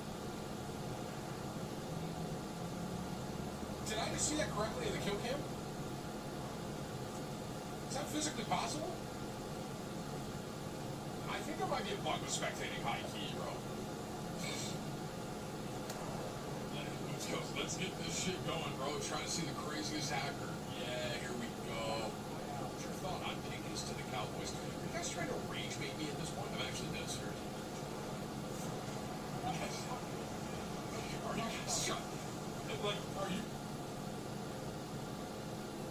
At the end of the day, Marvel Rivals is a team game, but I got to a point where I was sick of hearing that, and I wanted to find the best ways to give myself the best chance to win. And in this episode of Shotty's Yap Session, we're going to talk about how you can take control of your matches again. And if you guys are new here, this is the series where I yap about a topic, and each turn me on in the background while you do something else, or if you really want to, you can watch the mid-gameplay. Let's get right into it. Now, the first one I implemented, because it was the easiest one for me to implement, was learning when to die and learning how not to die. And I know that sounds self-explanatory, but when I played, especially when I played like DPS, Punisher was one of the big ones, I would always find myself dying. Even when we lost the team fight, I watched better players than me, and I'd see that even if they lost a team fight, sometimes they still get away, sometimes they still live, sometimes they get back to spawn, or they just put themselves in positions where they could get away much easier than I did. I'd usually end up playing near the tank or with the team, and it would just get me killed. And every single game I started going into, I started thinking about, where's my exits? Where can I play? Where can they come at me from? Because I think that when we play, we're just autopilot. Most people, when I see them play, they all play like they're a tank. They all push up, they're just rushing the enemy, doing damage, fighting, and playing as if we have infinite health. Compared to, let's say, okay, there's a health pack behind me, I can play on this angle because I can jump back and get to the health pack. But on top of not putting yourself in good positions to live, I've seen people fight when 3 people are dead already. There's some fights that you just have to learn to accept that it's over, you know? Now, I don't mean don't take the shots, you know? I've told people that all those clips you'll see on YouTube and TikTok and all that, they're all the person that said, you know what, I'm going to fight anyways. And they went for it. You miss every shot you don't take, right? But there are times that two of your teammates are already respawned and you're still fighting. At that point, you're finished. Because by the time you die and then respawn, especially in solo queue, your team would have already been fighting again without you. And if you're trying to give yourself the best chance to win, you have to play around the enemy team being the best players ever, and your team not knowing how to play the game at all. So if you see your team already die, give up. Lose the fight. Or play near the fight in a safe position that you can still get out of, and get a pick. So that whenever your team respawns and goes rushing right back in instead of thinking, you gave them an advantage, right? And this goes for tanks, this goes for everyone except for maybe supports, because unless you're like Adam Warlock or Cloak and Dagger maybe, you're not killing anybody. Luna Snow can kill too, but a lot of the supports do a lot of damage, but they're harder to hit. And if you die, it's much more valuable than a tank or a DPS die. If one of us die, it's like, we can still win the fight without us. If you die, the fight's over. You guys are more valuable than everyone else, so you have to, your job is never die. Basically take this tip and turn it into, I never die no matter what. Don't turn that into, I'm going to disengage every fight and let my team die even before the fight's lost. Because I've seen a lot of support players, they just give up on the fight. They've already left before 3 people are dead. Because they're just like, well, guys, we lost, it's over, and they throw the game. And I understand, it's like, okay, well, I don't want to get picked. I gotta be a KD warrior. But I've seen people throw tons of fights because they disengage too early. It's better to just die with your team than disengage before it's over. Because if you disengage before it's over, you guarantee the loss. If you fight until it's over, at least you gave your team the best chance of winning. Now, speaking of giving your team the best chance of winning, the second tip is changing characters. There's so many times where, in solo queue, just me playing Hero Roulette has won us the game. Especially characters like Moon Knight. I'll go from Hela, and then I'll be facing, like, let's say a Groot and, I don't know, a Thing or something like that, and I switch to Moon Knight because I know it's free ult charge, and then I destroy them. I completely win off of that, purely because I took the time to switch characters. Now, some examples are, if you're a tank, if they have a dive comp, play Thing. If your team is dying too much, play Magneto. If your team isn't doing enough damage, play Doctor Strange. If you have a Spider-Man that's throwing, play Venom to try and help him. If your team's playing Dive, play Dive. Things like that. Now, each game is their own, so it's hard to give full generalizations, but that generalization is pretty good for most games. Now, for DPS, there's way too many characters to just give a generalization, but if you're missing frontline damage, a character like Punisher will do really well, or even Moon Knight, or if the backline is never touched and you guys can't seem to break through, play a dive character, or play someone like Star-Lord that can get through the enemy team without dying, and reposition without dying. You have to be constantly changing in solo queue, because your teammates won't. Most of the time, they won't even do 2 healers, 2 tank, or anything. They'll just do 7 DPS. So, there's no chance they're going to switch comps based on what you need. So you be the one that does it. There's so many games I've won by just switching to Moon Knight, because he does so much damage, and he'll carry the DPS role if you put your damage properly into the enemy team. Which, is another point we can talk on a little bit. It has to be its own video because there's so much to talk about how to really do damage, but too many Moon Knights just keep shooting the tank, and too many Moon Knights are too scared to shoot the tank. It's very much a balance that you have to get. Sometimes shooting the tank is exactly what you need to do. If you shoot the tank, you get half of his health down, his healers have to heal bot him, and then your dive DPS can actually get a kill on somebody else. And the same thing is true for if you're doing damage to the backline. If you're doing damage to the backline, then your team can finally kill the tanks. And you have to be able to identify, okay, well, this tank has never died. He's always at full health, so I have to pressure the healers. Or you say, every time I do damage to this tank, he gets pretty low before he gets healed. Maybe I can kill him. Maybe I should put my ult down and do a combo on him. Now, speaking of combos, near the end of this video, I'm going to give you guys one of the best tips I learned to solo climb, and it works for any role. But before we get to that, the next tip is, listen, nobody likes VOD review. I know, okay? There's like small amount of people that want to improve in the game and want to VOD review. So, I don't VOD review. I don't like VOD review because it's boring. I mean, it's funny that a coach says it because I've been coaching now. I've coached probably 130 people now. And all I do is VOD review. But I don't like doing it for my own games. I find it more time efficient to play the game more and do this one thing that I do. And that one thing is, every death I get, I sit there and during the respawn time I do two things. One of them is I take note of the enemy's ultimate charge. Because if you didn't know, in the kill cam it shows you how much ult they have. And the other thing is, I sit there and think what I did wrong and how I could have played that differently. Now sometimes it's a simple ability usage you should have saved. Or maybe you should have used a movement ability to reposition. And sometimes it's just, why was I up there? But every game you play, in that little bit of time you have between deaths, you got nothing better to do. So you might as well think about, what did I do wrong? How do I fix it? And how can I improve for the next fight? And you'll also learn that a lot of enemies have the same habits that they keep doing. Let's say Moon Knight seems to always dump his whole load on his on the Rocket Raccoon over and over.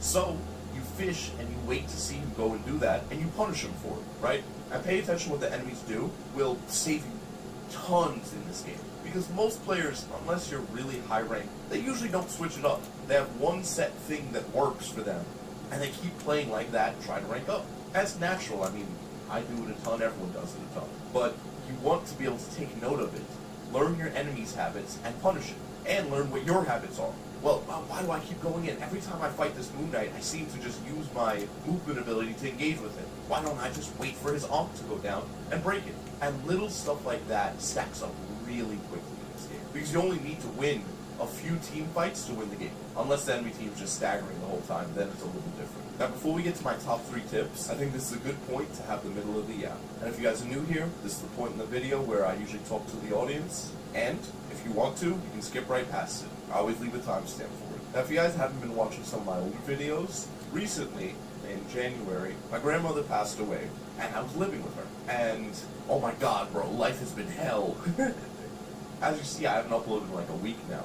But yeah, no, life has been completely hell on earth. The house I was living in with her, I moved out, I'm living with my dad now, and bro, my room is a 1x1 box. And we had to play Jenga to stack everything up, but I'm figuring it out. I'm trying to figure out how to work again, you know? A new place, everything changed, everything messed up. It's hard to work, you know? It's hard to get back in that flow. But I've been making out alright, and hopefully this video does well, because oh my god, I've been getting like 10 views a day the past week, since I haven't uploaded any. But yeah, it's been something. I also completely closed my coaching for a while too. Speaking of that, if you want my coaching, there's 2 links in the description.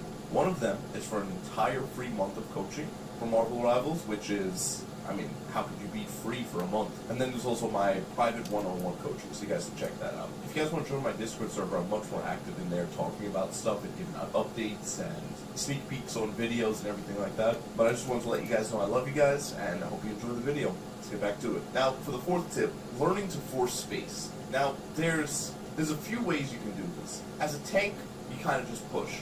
You do damage, and when I say push, a lot of people just, oh boy, hold W! Please, God, don't do that. You need to use cover while you push. You need to push up with a brain, you know? If there's cover, use it. If there's a lot of damage coming out, hide behind the wall. A lot of better tanks pretty much use their shield as a second health bar, if you have a shield. If you don't have a shield, you really have to play cover. But if you're Magneto, if you're Strange, use cover and use your shield as a second health bar. And start taking space. You don't even really need to do damage in this game. A lot of people will run away just because you're pushing up. They'll be full health, and you'll be even low sometimes, and people will be like, oh god, no, he's coming, run away. And it works. So take advantage of that, and just hold W for your team. Now, I'm not saying go into their spawn, right? But on especially King of the Hill maps, bro, all the King of the Hill maps, so many people will sit there and sit on point and let the enemy team walk 90% of the way to point from spawn, and then fight them there. Do you realize that you're letting them walk 90% of the way to the point for free? Full health, no damage taken, no nothing. You cannot stand on the point, right? If it's almost at 99 and you want to make it cap faster, fine. But there's no good reason to stand on the point except for that. All you're doing is making it easy for the enemy team. You have to push up. You have to take the space. How do you know how much space to take? One way is you can watch better players. If you don't, then just try it. Push up and lose. Now, one thing I've heard, especially from coaching people, around like all the people I've coached around like Diamond, they made it to Diamond by people pleasing almost. They're good tanks, and they tell me stories about how, oh yeah, I used to be super aggressive, but every time I played, everyone would tell me just back up, and then we just sit on point and wait. Because every time I coach them, I'm watching them like, why are we sitting here? It's like, oh yeah, I used to push up, but people told me not to. That's something that's going to happen. And if you're solo queue, you got to just cry about it and deal with it. But keep in your head that you should be adaptable. If your team doesn't want to push, you can't push. So play closer to your team, play around them. But don't just let that shape your gameplay. Be able to still push up, be able to still rush, be able to still take space and force space. And even when your team's scared to push up a little bit then, right? Force some space. Because at least if they're hiding on point and you're a little bit off point, that's still more space than they were going to take. Now, for DPS players, to force space, you need to play off angles. You have to play places that can force you to get a kill or do damage. Now, a lot of people, when I say that, it's like, oh, well, I don't play Star-Lord, I don't play Black Panther, I don't play this, I don't play that. Doesn't matter. Almost every single DPS in this game, I would say every single one, but I don't know. Maybe there's something that someone will comment and be like, well, actually, this one can't flank or can't play off angles. But I'm pretty sure everyone can. But when I say off angles, I don't mean, oh boy, let me go in the back line and sit behind them and snipe them. No. Play high ground, play low ground, play in a room to the right of them or the left of them. Just don't play where your tank is. Basic. Play a little to the side of your tank. Just so the enemy team has to look around. Just so it makes it a little bit harder for them to play, fight, and win. You just don't want to make it so that they can do whatever they want for free. And a lot of the time, especially, maybe I'll use the gameplay. If you guys don't know, I basically reuse a lot of my gameplay footage because I haven't had time to play. Like I said earlier, if you watched the middle of the app session, my grandmother passed away, so I stopped playing the game as much because I had to move, I had to go do the funeral stuff, I had to do this, do that, so it was a lot. But I basically have been reusing the exact same gameplay from like Season 0. But in the gameplay, one of them has me chasing Rocket Raccoon, and he's just running the whole time, but that whole time I didn't kill him for ages, but he didn't heal his team. And then you'll see the whole enemy team dies because I was keeping him from killing his team. And stuff like that. Yes, I was Star-Lord in that clip, so it's a little different. But let's say I'm Hela. I'm sitting on high ground, headshotting him, or body shotting him over and over again so that he has to dash, heal himself, come back out. Dash, heal himself, come back out. And during that time, it gives my team a chance to do something. Compared to if I don't do that, if I just keep shooting the tank, nobody dies. Nothing happens. So you have to think about damage not as getting kills, but getting people off of angles, or irritating people so that they focus you, or anything to get them to stop looking at your team. Get them to look at you, get them to look around, get them to be afraid. Just like Psylocke. If you shoot someone and then you go invisible, everyone's sweating. They're like, oh my god, she was just here, where is she? Oh no, she's gonna kill me. And if you ask any strategist player, oh my god, bro, after you've died to a Psylocke 3 times or twice or anything, every time you hear that invisibility, you're sweating. You're looking around like, guys, Psylocke's behind us. Guys, even if she's not even near you, but you're sweating looking around, guys, Psylocke, and you end up not healing your team purely off of the fear of her being there. And that's what you want to do as a DPS. You want to put that fear in them. And then for supports, how to force space, you got two options. Cry in the corner, or play a support that can do damage. Mantis is a great one. Adam Warlock is a great one.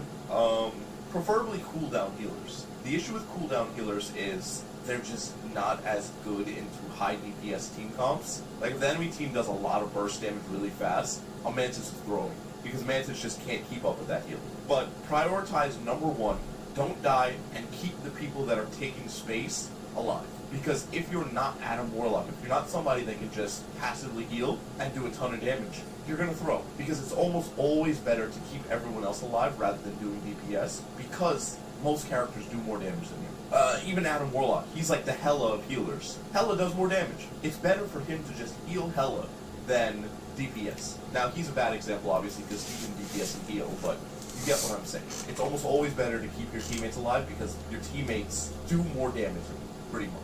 And you're the most important person on the team. If you look at any target priority guide, except for mine, because mine's better, they all say, healer's number one. Everyone kill the healer.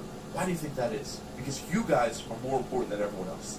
You guys are the ones that decide the game. There is very little passive healing in this game. There's like standing on point, you get passive healing, and that's it. So, without that, we're doomed. We need you. So prioritize that over everything. Now, for the fifth tip, forcing ult combos. Your teammates, guaranteed, at least one of them will be dumb. 100%. It's a true fact. It's just the way solo queue goes. One person will be dumb. So, manage their cooldowns for them. You see their ultimate's almost up. Let's say you're Moon Knight and you have a Groot and who almost has his ult. Save yours for a few more seconds and try to combo. Let's say you're Namor and Luna Snow popped her ult. Try to save yours for when she switches to damage boost, right? Things like that, because they're not going to combo with you. If they do, you got blessed by matchmaking, right? Most people do not know how to play this game, especially if you're below like Grandmaster. Most people are spoon-fed. They're like, me no play. So play for them. Manage their ultimates. Save yours. Let's say, I keep using Moon Knight as an example because he's a great example for it, for a lot of it, and that's why I love playing him for solo queue. But I'd find out how good is my group player. He would get his ultimate once after I get 3. So, I would pop my first 2 off cooldown, make space with it, zone off the enemy team with it, then save that third one for him. Some games, I'll get a group who is just as fast as me. He's insane, he's doing tons of damage, so then I'll just sit on my first one instead. But you need to be looking at that, you need to be thinking about those things. And even as a support, you have to sometimes think for your teammate support. Let's say you have your Luna Snow and their Mantis. Every time they hear anything happen, they insta-pop ult. So, bet on that.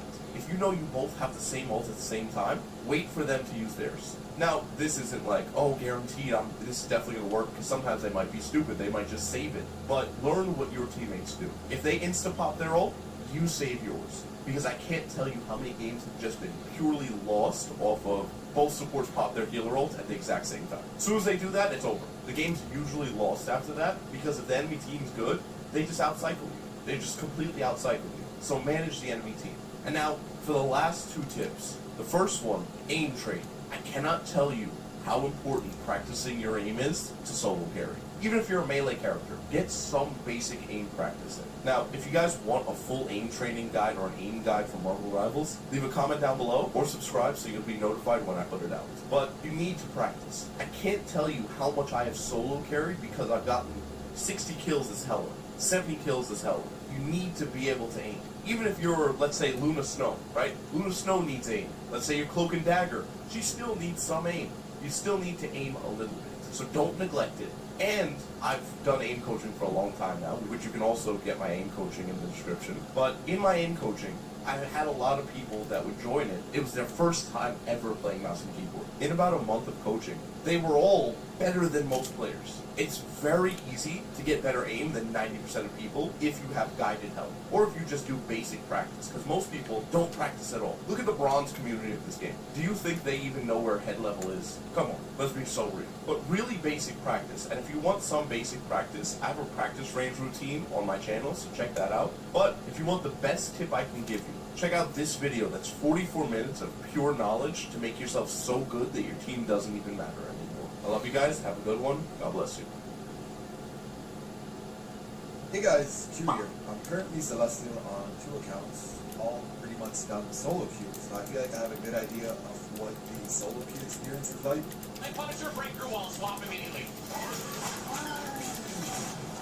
I'm gonna fucking end it all, bro. Never mind, the game's over, bro.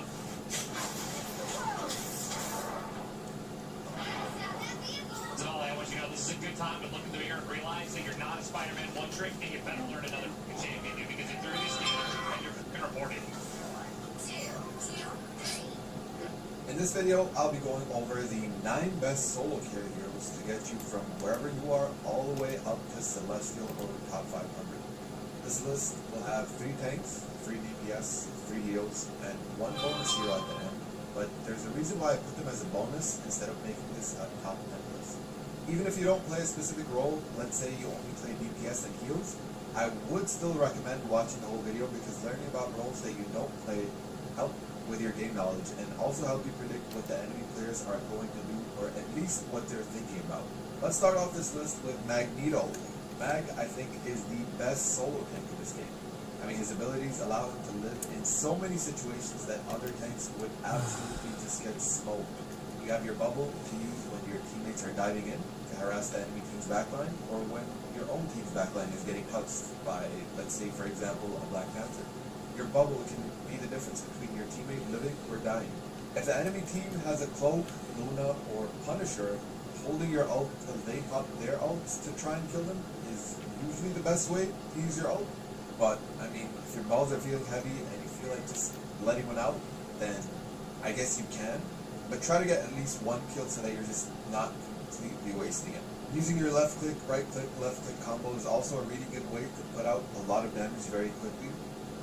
The biggest mistake that I usually see mag players make the most is that they just shoot the enemy tanks constantly, which is really not what you're supposed to be doing. You're supposed to be shooting the backline and poking the backline until you see an opening and you can confirm the kill pretty much.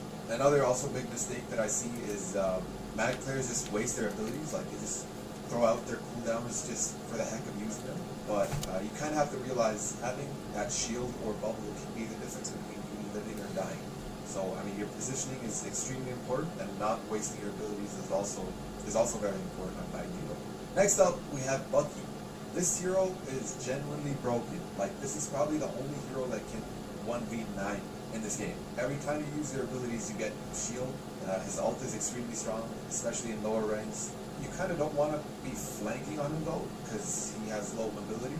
But you want to be trying to hook as often as possible. So even if you can't kill the hook enemy alone, you have your team to follow up with you. I don't really think I need to explain more about this hero specifically, other than to make sure that you're landing your shots and you're not just spamming for the heck of spamming and missing everything.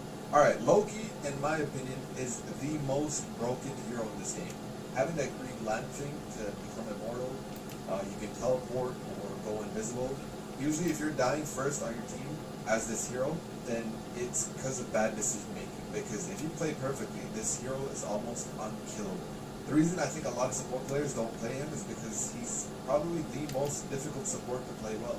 But if you're able to put enough time into learning his kit, you can absolutely hard carry a lot of games. But you kind of have to use your brain instead of just sitting at the back line of your team and spamming N1 like you do with Cloak or Rocket. That's not to say those two characters are just brainless, but they're way easier than playing Loki, that's for sure.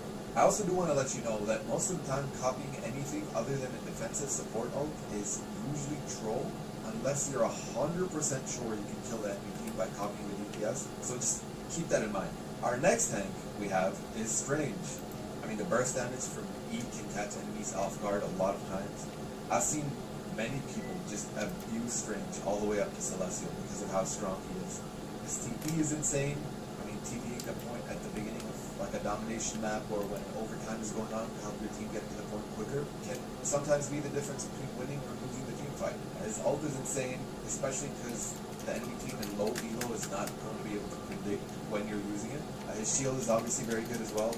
All these things just make Strange like the complete package. And he's just insanely good in every rank. For the next DPS, we have Star-Lord. This hero is crazy right now. You shouldn't really be with your team, but kind of be shooting the enemy team at an off angle. And then when you see an opening, you kind of go in for the kill. That's pretty much how you play this hero. Obviously, you should be trying to stay alive as much as possible and farming ult, because his ult is one of the strongest DPS ults in the game. Using your E to farm ult when enemies are grouped together, and popping the ult when the enemy team doesn't have support ults. So keeping track of enemy support ults is also very important for this hero. For the second healer in this list, we have Luna. The amount of heals you can give your team with this hero is just insane, as long as your aim is okay. The biggest mistakes that I see with people playing this hero is that they just use their freeze and their clap just for the heck of using it, which is really, really bad, because as Luna, those two abilities can be the difference between you living and dying in most of the situations. And as a support player, the biggest thing you should keep in mind is that the enemy team's priority is to pin you up against the corner and rail you. That's what their goal is. So your goal should be to just survive as long as possible and not be caught out in a bad position. And even if you are caught out in a bad position, you have your freeze and your clap to escape. Make sure to use those abilities in a smart way. Next up, we have Thor.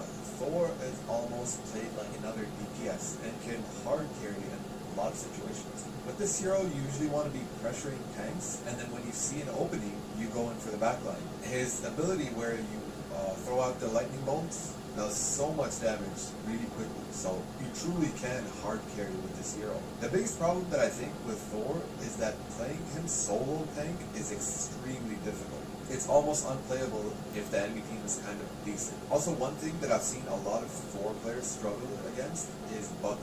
They just absolutely get dominated by Bucky. I mean, he can just hook you and toss you around like a pocket pussy. It really is extremely difficult to play Thor into Bucky. And Bucky being extremely strong right now, you'll see him in a lot of games. So just keep in mind that he can hook you at any time, and be aware of your position and his position. For the third DPS on this list, we have Namor. This hero is also broken, and I have no idea how he went through the patch without getting nerfed. One important thing with this character is obviously you do usually want a Luna to make a huge impact. I mean, if you don't have a Luna, it's not that he's not good, he's still pretty good. But with a Luna, this character just goes from being good to broken, pretty much. You want to be flanking very often with this hero. Put 2 turrets down, left click, right click, and that's pretty much it. Get the focus up. I can't lie. He only wins tonight. Uh-oh. That was just a one. I think someone must have been lagging. There's no way. There's no way that actually is a game. True. Teams put the prize in the bag. Crazy performance. Oh, Tony Balboni is that broken. Tony Man is actually Tony Balboni, man, and now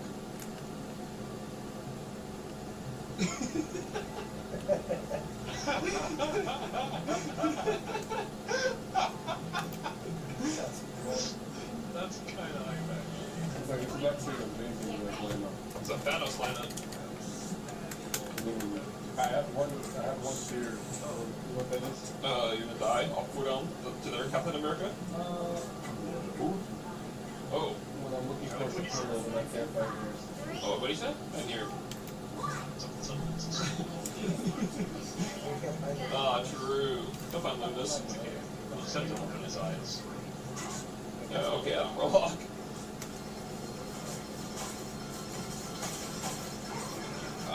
Unsustainable. This guy was one shot. Do not fight this. Do not fight this. Guru in his house. As soon as I see a singular blow down, I'm like, I'm just gonna beat Mag's ass up here in the corner. Oh, hey, Wolverine, he missed the... Hey, Wolverine, he's so fast. He's on his own. Oh, I beat Wolverine's ass. Oh, what's for 1-2? Give me a heal, Adam Warlock. I'm defending you, Adam Warlock. So I can... No teleport, no dash, no dash. Oh. Oh, I should have just like cap stop to be honest. Dude, there's like 6 kills. Get the Van Sidewalk every game. I know, I'm telling you, we don't have to... I'm telling you. Just ban Johnny, ban Psylocke, leave Iron Fist open. I can put an Iron Fist. Yes, I can Iron Fist up. I can't Psylocke up though, she's broken. No. There's a chicken, you grow up. There, eat her ass. Now. if we're just split up permanently. Don't scam, kill her, man. I don't want HP. One, just one. Gotta kill her, man. Tickle tap her, Brad. Okay. I'm going for a big flank in the back. Big flank. Look at Thor. Look at Thor. Copy bit. They have all for Thor. Oh, Wolverine and Sonic are on me. Fight. No. Whoa. Wolf is one. Okay, well, if one of his. Go over. Wolverine on. Oh god, they're all one in the back. Dude, they're all one.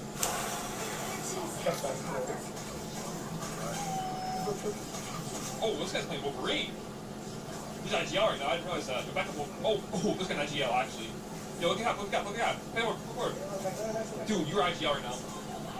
I think they actually... What? Yeah, go for it. This is why you should never challenge your coach. Because when all the students of this academy decided to race him, he said yes, but still gave everyone a head start. Otherwise, it would have been way too easy. So after 8 long seconds, everyone was already way ahead, and some of them had even passed the halfway line. But this was not an issue for him, and he was about to teach them all why he's the coach. Since when he started, everyone noticed he was only doing the breaststroke, which was not even his quickest swimming form. But still, he was destroying everyone one by one, except when it came to this kid who was way ahead. And even though he tried his hardest, the kid still won. But could you do it too? This is why you should never challenge your coach. Because when all the students of this academy decide... Sonic one. Go, break it. That thing got ripped, bro. Come back. Bro, that thing got destroyed, decimated. Rocket Raccoon is bad. That guy got owned by Kevin like 3 times in a row, switches him off. Then he got owned 4 times like Groot, then stopped the Thor and got owned again. That was like... Cap, you like going crazy in the back?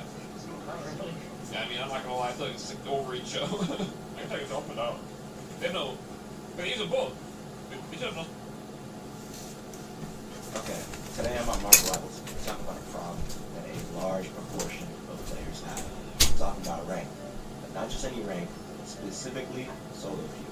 Recently, a lot of people have hit me up, like, pick and roll. Oh my god, my teammates suck. I'm solo queuing, and I'm hard stuck at so-and-so rank. What can I do to fix this? And for those of you that are new, I'm no stranger to the solo queue grind. This season, I solo queued my way all the way up to around Celestial, like midway through Celestial, to which I then duo queued to one above all. And best believe, along the way, I definitely saw my fair share of, let's just say, dog shit teams. Oh my days. Some players definitely don't deserve the rank they're at, and those are the teammates that you get in your solo queue lobbies. But I do have some tips I want to share with you guys today that will definitely help you with your solo queue grind. And it's not just the standard tips like, ooh, get better, worry about positioning. These are tips that you can actually implement and you will see change your gameplay. So, if anything I say at all today helps you, you will have to subscribe. And if you don't like the video while you're at it, I'm gonna find you. Okay, the very first tip I have is something I know barely any of you have heard before. And is to pick a character with a lot of solo carry potential. What this means is you pick a character that can do a lot of work completely on their own. That means mobility, that means defending themselves, and that means doing a lot of damage. What this does is it makes you rely on your team a lot less. You want your tanks to feel for you less, and you want your strategists to have to look at you less, and you also want your duelists to protect you less. Now, I know what you're thinking. Pick and roll, why would I want my team to not help me? That doesn't make any sense. We're in solo queue. You have to assume that your team is absolutely terrible at all times, which you probably already do. You're not slick. I already know you do that. When you pick a character with a lot of solo carry potential, you automatically rely on your team a lot less because you don't need them as often as you would if you pick a character that can't do a lot of things on their own. Now I'm going to go into a few examples. Let's do one for each role, starting with Vanguards. Doctor Strange, tons of solo carry potential. He has a shield he can throw up right in front of himself. He can fly. His teleport literally wins matches. And he has a ton of burst damage due to his like dark magic thing he has going on. Look at Doctor Strange for someone like Groot. Almost no solo carry potential. He has his walls protection, and that's about it. And those even take a while to throw out. His little seed bomb does okay damage, but Groot overall is very, very slow. This means you're going to be taking a lot more damage than with someone like Doctor Strange, which means your healers are going to be constantly looking at you to keep you up, because that's the only way you're going to live. And that just makes it stressful for them, and your team's ultimately going to do less because you're on Groot. You're going to do less. Lots of good options here. I went with Magic because she has 2 dashes. She can do a lot of damage on her own. She has her projectile for a little bit of range, but the best part about Magic is she actually gets bonus health when she does damage. This means I don't need as much healing as everyone else because I can get my own health. Look at Magic for someone like Moon Knight. Moon Knight requires really good positioning. And if you don't have that, you're going to be getting victimized the whole time. People are going to be diving you because you can almost do nothing to protect yourself close range. This means you're going to have other people protecting you a lot. Your vanguards are going to have to play in front of you, and your healers are going to have to constantly worry about you getting jumped, and they have to heal you to keep you up. Less of a good option, but you can still play it. Now if we look at strategists, Adam Warlock, not really any solo carry potential. Like, you're going to be getting jumped the whole match, and I mean jumped, like violently. Adam Warlock has no mobility at all. If you see an Adam Warlock, that's where he's going to be in the next 5 seconds. Like, you can get this dude out of here at any time. It's really sad. Maybe don't pick Adam Warlock. If you want a character with good solo carry potential on your strategist, look at Loki. This dude's a menace, especially this season. His rune is just invincibility. His clones, he can just swap between at any time. And on top of all of that, he can just go invisible if he really feels like it. This dude is going to take a lot of attention to kill. So that means you can do a lot more on your own. Not to mention, if you line his 3 clones up, he has really good damage. Moving on to the second tip. Learn to play one character on each role. You cannot just play one role all the way up to whatever rank you want, because you're gonna need to swap roles at some point. And if you can't play a character on every role, you might end up hooked, let me tell you. I've seen this so much on my way to Wonderful Ball. You'll have a team comp, somebody will start doing bad, you'll be like, hey man, can you play me the role? And they will literally tell you with a straight face, no. Dude, you were in Grandmaster. What do you mean, no, you can't play another role? That is insane to me. Especially this season, where comps are the most diverse they've ever been. 2-2-2 is the standard comp, 2 vanguards, 2 duelists, 2 strategists. But this season we've seen 3 strategists, 1 DPS, 2 tanks. We've seen 3 tanks, 1 duelist, 2 strategists. We've seen the 3 duelists, 1 vanguard, 2 strategists. I mean, there are just so many ways to go. You need to be able to fill in whatever role your team needs. That means if you know you are a 1-role trick type of guy, you need to start playing some quick match and learning new characters. There's not one specific role you should be playing. There might be a role that you're the best at and, may win you more games than others, but sometimes being mid at another role gives your team a better chance of winning than you forcing the role that you're the best at. That's why it's better to learn to play at least one character on every single role. And if you get the chance to play the role that you're the best at, of course, play it. Why not? But don't force it in a game where you're clearly losing because of it. Pick up a brand new strategist you've never tried before. Try a brand new Vanguard, because I know you insta-lock duelist, alright? You're not slick, okay? I know what you are. I'm looking at you right now. I'm looking at you in the eyes. Stop insta-locking, okay? Start filling, and you will start doing better. And the third and most important tip, drop the victim mentality. Everybody who solo queues at low ELO has the same exact mindset. They all think that their teammates are the problem and they're the fastest ones to blame each other. You need to stop blaming your teammates purely off of stats. And you need to stop saying that you're carrying just off of stats. Because you could have 30 elims. If you only have 7 final blows, your elims don't mean anything. You were just leeching kill credit. You didn't really get any picks as a duelist.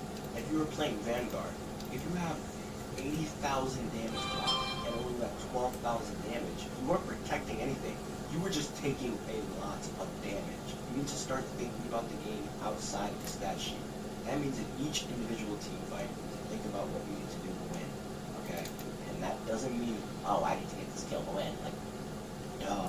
Obviously, we need to think. High priority targets.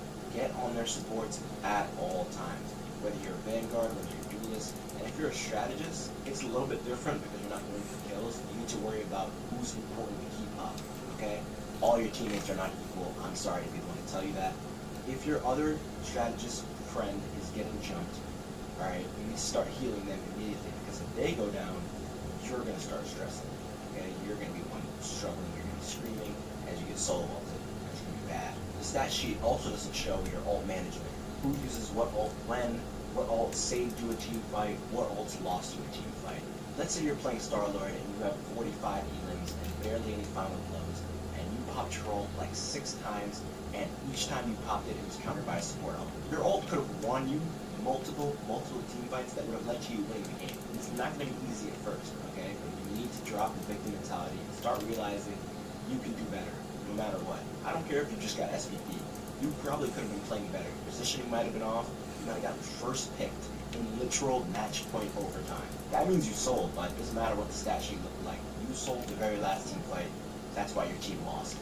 Like that, that's all there is to it. It's as simple as that. So even if you carry one game, you gotta carry the next, and the next, and the next. Because if you're not doing the most you possibly can do, sorry, I had to sneeze. I'm not gonna cut that out. If you're not doing the most you can possibly do, you're probably not gonna win the game. Now, I'm confident everybody found at least one thing to help them, so I'm gonna end the video here. Sorry it's a little bit short, but I've been getting a ton of messages about solo queue, and I figured I just wanted to come on here and just throw out a few tips to help you guys out.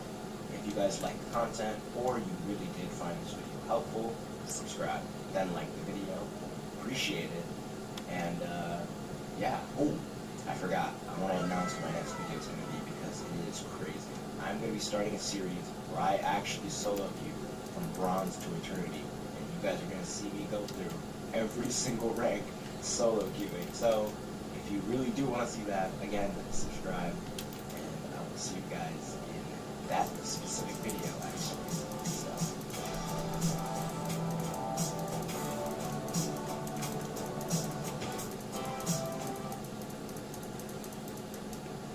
So, in the last video, I spoke about some of the pains I have with solo queue, which, by the way, I had no idea Lunazor couldn't count the Scarlets, which was... In today's video, I'm taking those frustrations and thinking of ways we can make our solo queue experience more successful.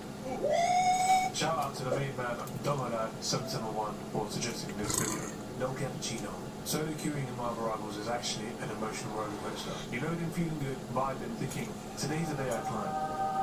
And then 5 minutes later, you're questioning your life choices. But don't worry, fam. I got you. Here are 6 tips to help you survive the ranked solo queue journey without breaking your banana or your honey.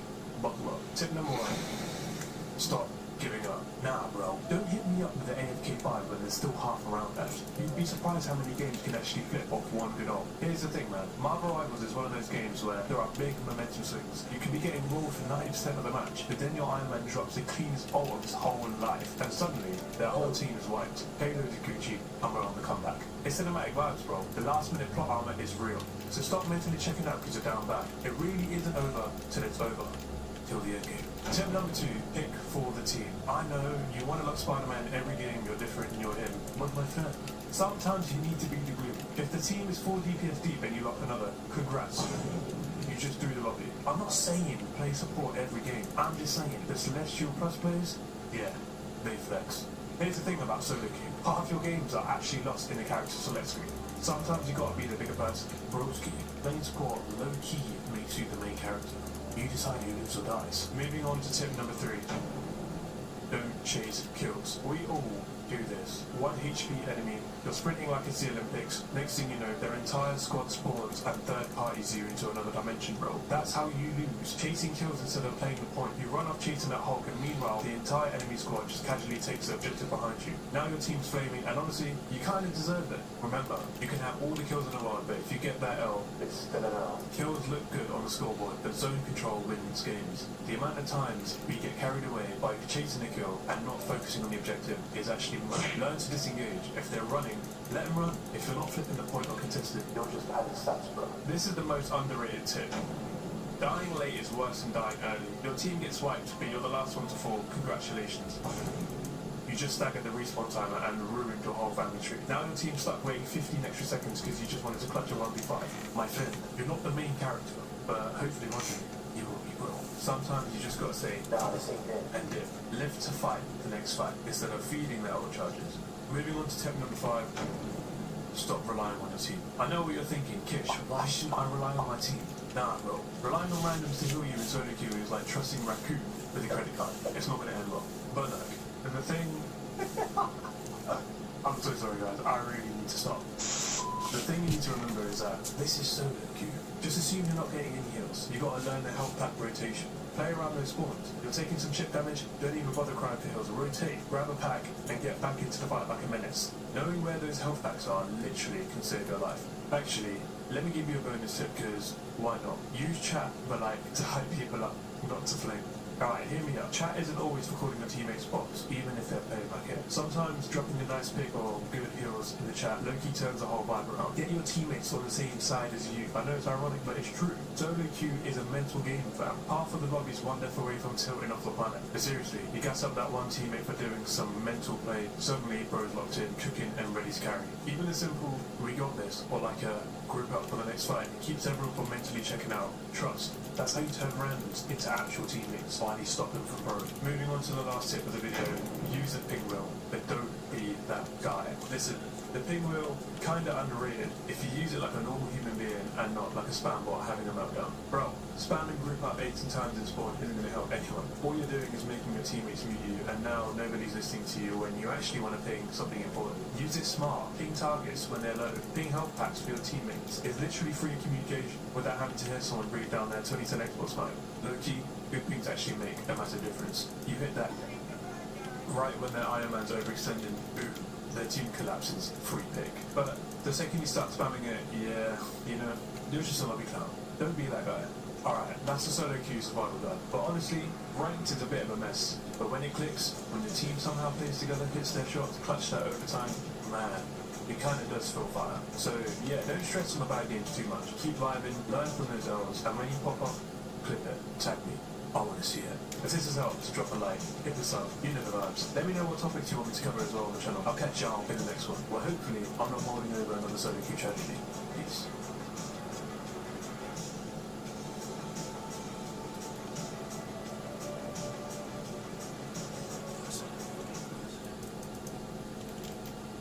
Why is climbing Marvel Rivals ranked solo so hard? Looking back, on January 27th, I hit Diamond 3 for Season 1. And so now, over a month later, I finally hit Grandmaster 3. Are you kidding me? It took me that long. Oh, let's go! That's class! But I've now done this completely solo. I have not played duo queue once or played with a 3-stack or 4-stack at all. And playing solo has definitely made this much harder. Let me explain. Now, don't get me wrong, it is still 100% possible to hit Eternity playing all your matches solo. There are people out there that have proven this. However, usually these guys are like former pro Overwatch players or former pro FPS players in another game. I guess a popular example that some of you guys might know is Super TF. I believe he plays all these games, or pretty much all these games, completely solo, and he's still able to reach the highest rank. So it is possible. However, if you look at the top 500 players in this game and you go through their match history, what will you find? You will find that about 80 to 90% of those players are playing in stacks or with another person. In fact, I've heard some of them even say that there is zero reason to play solo. If you want to climb, you have to play in a 4-stack. At least to get rank 1, you have to play in a 4-stack. Now, in my case, you may be surprised, I am not a former pro Overwatch player. And in pretty much most previous FPS games that I've played, I am pretty awful. Luckily, in this game, you don't have to entirely rely on having perfect aim. There are some characters, or in fact, a lot of characters, that let you get away with this. Which is why you've seen that I have pretty much gravitated to playing tank. So I know that I'm not the greatest player yet, but I know for sure, and I am convinced that my climb would be so much easier if I just played with other players, even if they're similar rank to me. Playing with others would make this game so much easier to climb, and I could do that, but my mindset is, and this might be the League of Legends mindset, is if I do that, I now have a fraudulent rank, or a rank that is not my true rank. So when I see other content creators saying, I'm rank 1 this, or I hit this rank, then you look a little bit deeper into their match history, and you find a few things, some interesting things. You find out that this guy who claims he's the rank 1 Spider-Man, why is he always playing with a Venom 1 trick? Does that truly make you the rank 1 Spider-Man? I mean, technically, yes. But anyway, getting into the question, why is climbing Marvel Rivals solo so much harder? It is pretty simple, really. Playing solo means you will always have 5 other teammates on your team that is completely random. Unlike playing with others, this will now limit the randomness of your teammates. And this impact is even bigger in a game like Marvel Rivals. Why so? Well, this game doesn't have roll queue. Now, don't get me wrong, I do not want roll queue in this game, but it does mean if you're playing solo, there is a much higher chance that you will get 4 tank mains on your team, or 4 support mains on your team, or even worse, 6 DPS only players on your team. Secondly, we can take this even further, because this game has team up benefits. No other ranked game really has these team up synergies, at least at this impact. It is much easier to climb the ranks if you're a Namor 1 trick and you duo with a Luna every single game, or if you're a Spider-Man 1 trick and you duo with a Venom every single game, or an Iron Man 1 trick and you duo with a Hulk every single game, or a Star-Lord 1 trick and you duo with an Adam Warlock every single game, and so on. Playing solo, you often won't get these benefits. On top of this, playing with others doesn't give you a consequence, such as in other ranked games, if you play with others, you may earn less points, or if you lose more points than if you were playing solo. Now, I'm not sure if I should get into this, but I guess I should. There is this other conspiracy theory going around that in Marvel Rivals they use player engagement optimized matchmaking. Now, I have no proof that this exists, but there is this theory going around which is essentially matchmaking to keep you playing longer. So in other words, if you have lost a few games in a row, they will now put you in a favorable matchmaking game where you now get an easy win, or vice versa. Now, I will mention that I have been very suspicious that when I start playing, I often go on a lose streak, which would then be followed by a win streak. And as far as I remember, it has never been the opposite way around. For example, I have never gone on a big win streak followed by a big lose streak on the same day. Now, there are days where it's just normal, I win, lose, and so on. But if there are streaks involved, it would always be a loss streak at the beginning, followed by a win streak towards the end of the day. It does add a little bit of suspicion. But what I'm saying is, if this does actually exist in the game, it's more likely to be amplified when you're playing solo. Because when you're playing with teammates, it obviously limits those variables or those algorithms that could impact your matchmaking. Now, finally, this is a little bit off topic, but I think in general, Marvel Rivals rank system is terrible. Because you can climb to Grandmaster with a negative win rate, which I don't think should be the case. Now, I get why they do this. Once again, it is to keep you playing, because you're more likely to keep playing if your rank keeps going up. But I feel like it would be a lot better if it's just up until gold, you know, where everyone gets that free skin, so you can get to gold, you win more points than you lose. But once you hit gold, this is when the real rank starts, and you basically gain the same amount as you lose. So if that's the case, you have to have over a 50% win rate to climb, and I think this will make matchmaking a lot fairer. Now, I was hard stuck diamond for most of season 1, and that's because I had a 45% win rate, when technically I actually should be getting demoted to play against players of my rank or my skill level, but I was still in diamond. But now that I've hit Grandmaster, this is when the real rank starts, because I believe once you hit Grandmaster, the points you gain are the same amount as you lose. So for me to get to the next rank up, which I think is Celestial, I'm gonna have to win more than 50% of my games. Can I do it? I think I'm probably gonna be a hard stuck Grandmaster for the rest of my life. But in all seriousness, I think I'm actually starting to improve. The thing has come out and I seem to be fairly decent with him. And so far this season, I've got exactly a 50% win rate. So if I can increase that to closer to 55%, then we're on our way to Celestial and beyond. Is this you? I feel your pain. This video will focus on the solo player's experience. Welcome to the channel, my fellow jabronis. Today I'll showcase particular heroes best for impacting games in a significant way. But I will actually show you why and how they can impact games. This isn't just a simple tier list video. Nah, this is chock full of juicy tips and tricks describing how you can use these characters to carry your team to victory.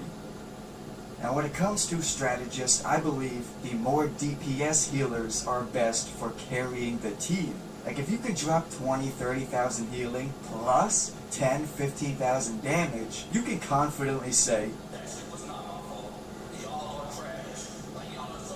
but before I go on, I must clarify so I don't get slayed in the comments. Your #1 priority is still and always will be to heal, especially to keep your tank alive. So healing comes first. Alright, so when you think of DPS healers, you probably think of Mantis or Cloak and Dagger. Now listen, I know you have heard before, oh, Mantis is amazing, all the top ranks are using her, she's the best healer. But have you heard any actual good tips to why she can carry? Besides the fact that she can deal good damage while healing? But how? You know, why? How can you do that? So I'm going to tell you how she can carry, how her win rate is so high, and why the top ranks use her. So first of all, yeah, she can deal a ton of damage because her primary attack deals 50 damage with no fall off. Okay, that's the big thing here. Up to 125 damage per second with 0 fall off range on her attacks. So you can stand behind your tanks and still deal massive damage from across the map. I mean, yeah, you want to be aggressive, but use this range to your advantage. Now secondly, and most importantly, her healing orbs. It's all about efficiency. Yes sir, efficiency. Let me explain. So you heal 55 health on impact, then 160 health over 8 seconds. So it's an 8-second passive healing. Thing is, if you cast a second or third orb on your ally, it won't stack up on healing, it will simply refresh the 8-second duration. So unless your ally is getting the Overwatch beat out of them and is about to die, then it's not super efficient to use multiple orbs on a single ally. What you should be doing is spreading around. Spread the good word of our Lord Mantis to all your allies. Throw healing orbs on both your tanks, throw damage boost on your DPS, whoever's in the fight, get them all juiced up. And that is how she can carry the entire team, by dropping passive healing and damage boost to 2, 3, 4 different teammates simultaneously. But it's all about timing, because of course you don't have infinite orbs. And remember, speaking of that, you can gain extra orbs by landing critical hits with your primary attack.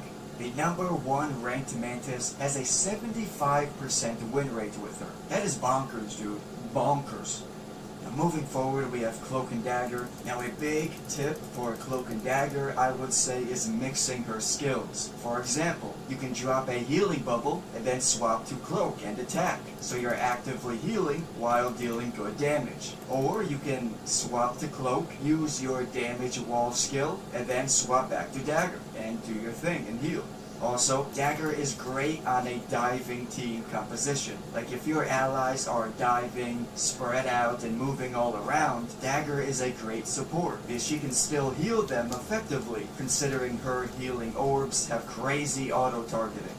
Her ability can negate ultimates. Like, yo, people talk about using your ultimate to cancel other ultimates, but nah, bro, not even necessary. Cloak can use her shadow skill, and when your allies are inside, they aren't just invisible, they have no hitbox. They can't be damaged with explosions, like Iron Man's or Scarlet Witch's ultimate, and they can't be swallowed by Lil Jeffy's ultimate. It's insane considering it's just a normal skill. Now there's another support hero that has a skill which can negate ultimates as well. My handsome man Loki.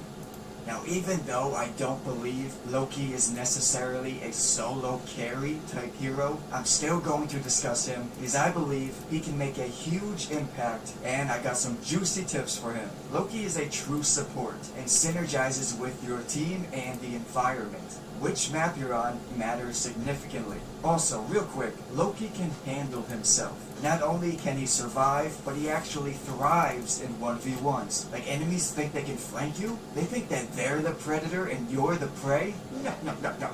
Nah, you drop a couple clones down and you switch the scripts real quick.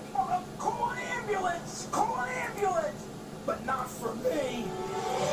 And then, once you activate the Circle of Life, it's over. They're done so. However, the real reason he can be so impactful is because he's one of the best group healers, but only on certain maps. Capture the point modes on very tight maps that also offer you good angles. Like this map here, I have gone crazy on. Once you take point and you can set up position, you're golden. Place a clone up on the left, place a clone down on the right, and you triple bursting the entire battlefield. And with these clones, you can heal your tank while simultaneously dealing damage to the enemy tank that he's brawling with. Because again, Loki excels at the group healing. Now of course, other support heroes can also heal and deal damage together, such as Luna Snow, but with her, they have to be all in a straight line in order to affect multiple individuals. But that's not the case with Loki, because Loki's blasts have a large AoE radius of 3 meters, so he can affect the entire objective area quite easily. Plus, Loki essentially has a get-out-of-jail-free card. If there's a huge fight on the objective point, you can drop well-placed clones, make your team invincible through the entire battlefield with your Circle of Life. Yeah, by the way, this skill I refer to as the Circle of Life. This skill is potentially as effective as an ultimate, yet it only has a 25-second cooldown, so you can pretty much use it in every fight. The stones can get destroyed, yes, but even if it only lasts a few seconds, that can still make a drastic difference and refill your ally's health bar up to full. This is the skill I was referring to before when I said Loki can nullify many ultimates. Like a great example is Psylocke. She never targets the stones that create the circle, meaning standing in the circle totally renders her ultimate useless. There are many situations that this Circle of Life comes in super clutch. Like also, during an emergency, you're caught in a moment where your ally is seconds away from dying, he's getting the Overwatch beat out of him, and a couple healing pew-pews just ain't gonna cut it. Well, you have another option. You can save that ally's life by dropping a clone right next to him and using your Circle of Life skill. And you can drop clones up to 30 meters away. So in the end, I believe Loki, on particular maps, can be game-changing. Moving forward to the Vanguard section. When you get into the more advanced stuff, you'll see how each character has pros and cons in certain game modes and on certain maps that you must play around. There are 3 different types of ways you should think about the game modes. The first one is pushing the cart, attacking and advancing forwards. Okay, number 2 is defense, stopping the cart, halting its movement. In this mode, you set up a position and the enemy comes to you, right? The enemy is forced to move towards you. That's a huge difference in strategy compared to if you are on offense and you are pushing forwards. And number 3, capture the point modes, which can be a mix of offense and defense centered around a single location. Now the first Vanguard I have is Groot. Now before I explain why Groot can backpack the team, you must hear these tips real quick first. Gaining the benefits of attacking an enemy near one of your walls is vital with Groot. Like, it is essential for making him valuable. So you don't always have to build your walls straight up. Like, you could get creative using the environment, such as this, for example. You can make ceilings. Groot can actually deal heavy burst damage if you integrate your wall attacks into your combos. As you can see here, little Jeffy got spanked because of this. Which brings me to my next tip. Groot has the ultimate combo. Groot can use his ultimate and then quickly build 1 or 2 walls near everyone that you just stuck together, and then attack them with a spore and your primary attack. Now this will damage everyone, and the walls will get in the action as well, dealing a ton of burst damage. So basically all you're doing is building walls right next to where you used your ultimate and using the walls to deal extra damage. See, Groot is not always amazing, but there are 2 situations which he can thrive and indeed backpack the team. The first situation is on push the cart modes when you are on offense, which might sound weird, right? But think about it. When you block incoming and outgoing fire with Groot's walls, well, that's much better for you when pushing the cart forwards, because you want every foot you can get. If the fight has somewhat halted for a few seconds, well, the cart is still moving forward in that time. The enemy has to completely overtake the cart for it to stop. So Groot becomes extremely effective at pushing the cart forwards, using your walls to buy time and slowly advance. The second scenario is in capture the point modes in combination with a solid Jeff or Rocket ally. Jeff and Rocket gain damage reduction while sitting on Groot's shoulders, and I myself, plus have seen others, many times lock down an objective point with Groot and a Rocket combo. I think Rocket works so well because he can bounce his balls off of Groot's walls. Wow, Jesus Christ. Not only did that sound weird, but it rhymed too. And which map it is matters significantly. Like this map here is a great example of where this can work. Like bro, as Rocket, with this tight choke point, you can bounce balls all around like a champ, healing the whole team. Plus any tank that Groot is brawling with, Rocket can help by shredding him up. Some people prefer Jeff, and Jeff is better at healing. He can use his bubbles to heal both of you simultaneously, which also gives Groot a speed bonus, so that's very nice. However, Rocket is better at dealing extra damage. Remember, Rocket can deal up to 200 damage per second. Moving forward, of course, Doctor Strange is probably the best Vanguard, and I promise you, getting good with Doctor Strange will help you win games. But I am not going to discuss him very much, and I'll explain why later. Now, before I move on to the duelist section, I want to real quick talk about teamwork. Now, when I say solo carry, I don't mean to play like a lone wolf. Take all the responsibility onto yourself. No, that's not what this is about. Actually, as you see, much of this is describing how to effectively work with the team that you have, whatever random scrubber-dubbers you are given. In general, you should play off your teammates. Like if I see a Namor or Iron Fist, then I'm going to choose Luna Snow to get a nice team-up synergy going on, because she has team-ups with both Namor and Iron Fist. So whatever you gotta do to make it work and give your team an advantage. So here's a general rule of thumb for duelists. If you're already a few minutes into the game, and your allies have 6, 7, 8 kills, and you have like 2, with barely 2,000 damage on the board, then do everyone a favor, including yourself, and just swap. There's nothing wrong with switching. Like sometimes, certain characters just aren't working. I've had games where I'm stinking, I'm doo-doo, but halfway through the match, I swap heroes, and boom. Now I'm making moves, clutching out, really impacting the fight, and then we win. I feel like this problem is highlighted when there's 3 duelists. Like if there's 3 DPS, and it's quite obvious that one is severely lacking, then he should switch. If it's you, then do your civic duty and swap. If it's somebody else, then you can respectfully request in the chat for them to hop on a different hero that they're good with.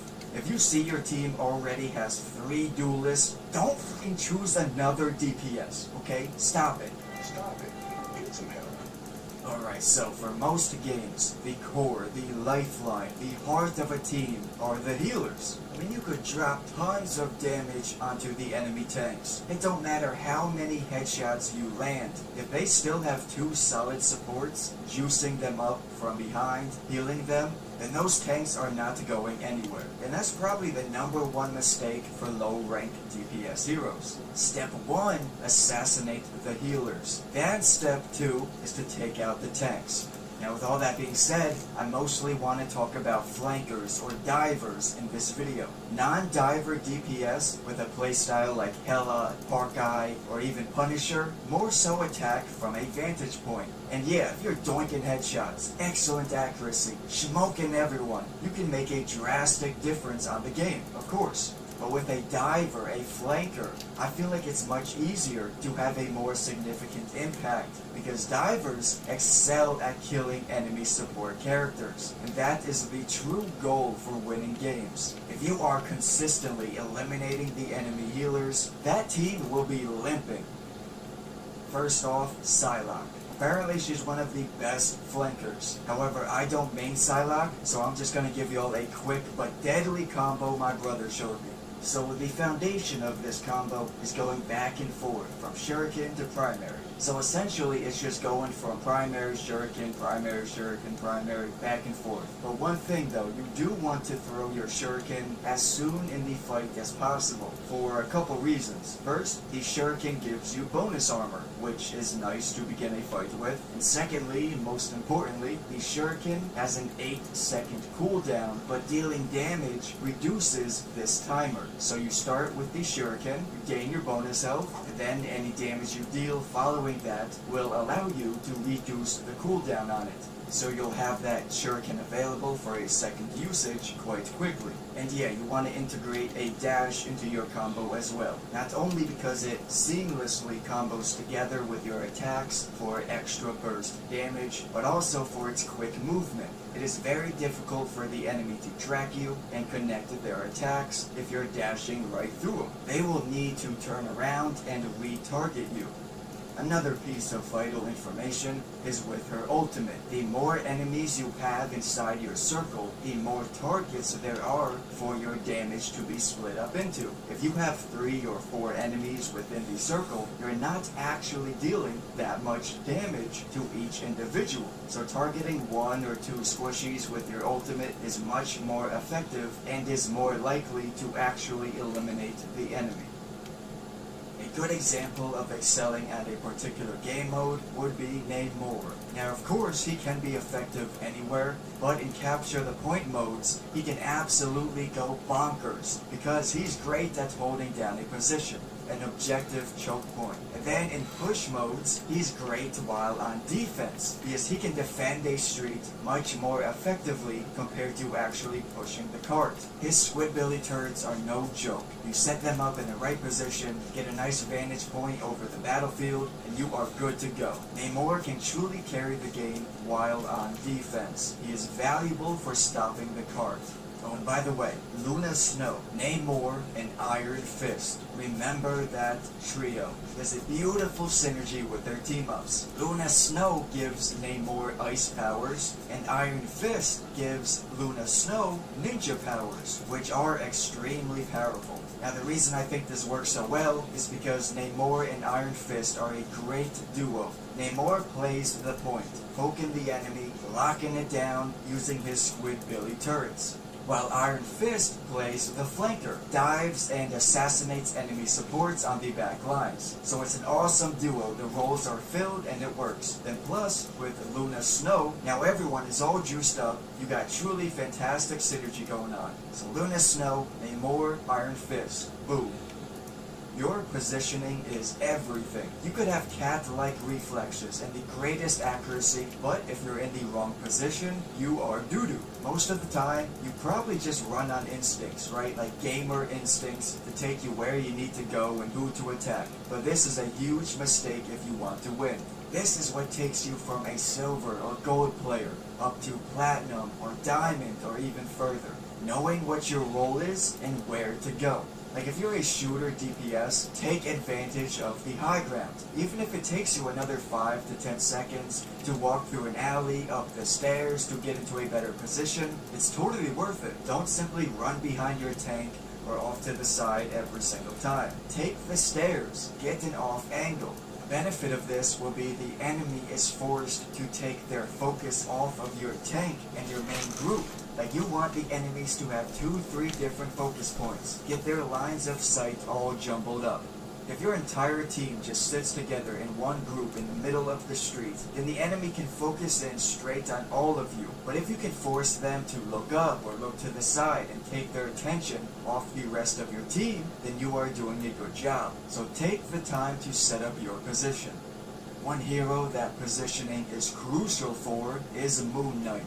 Now, I don't think Moon Knight is really game-breaking, but I do want to talk about him for a specific reason. Because I feel like I see many players using him horribly wrong. So yeah, he's good, right? Moon Knight can be devastating and drop bombs worth of damage upon multiple enemies. But only if played correctly. That's the big if. If you know enough to take the high ground, play the angles. So, like this for example. This would be a fantastic position to use Moon Knight for attacking around corners. So placing the anchor somewhere the enemies can't obviously see it ahead of time, but once they wrap around the corner, you can smoke them. He's also great at simple crowd control, dealing damage on multiple enemies. Like you can place the anchor dead smack in the middle of a group. And hey, even if they destroy it within seconds, you can still deal massive damage within 1, 2, or 3 seconds, if enough enemies are clumped together. By the way, with Moon Knight, you can use stationary targets, such as Namor's Squidbilly turrets, and Loki's clones, like a makeshift anchor, and bounce your attacks off of them, so you'll be turning the enemy's tools against them.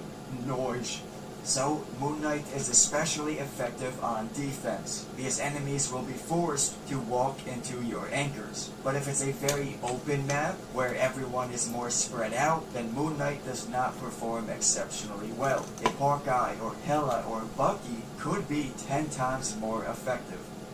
Now speaking of Bucky, I gotta say, Bucky is indeed a solo carry type hero. You see, he's very versatile. He's not really a flanker, yet you can still play him on or off the point. Like, Bucky is so awesome at impacting games because he is great at ruining the enemy's position. He's great crowd control. Yoinking a tank from 15 meters away can instantly get them panicking. Butthole clenching commence. The hook has a max distance of 20 meters. 20 meters, dude. So being able to displace the enemy's tank, remove him 15, 20 meters away from the rest of his team is villainous. Straight villainous.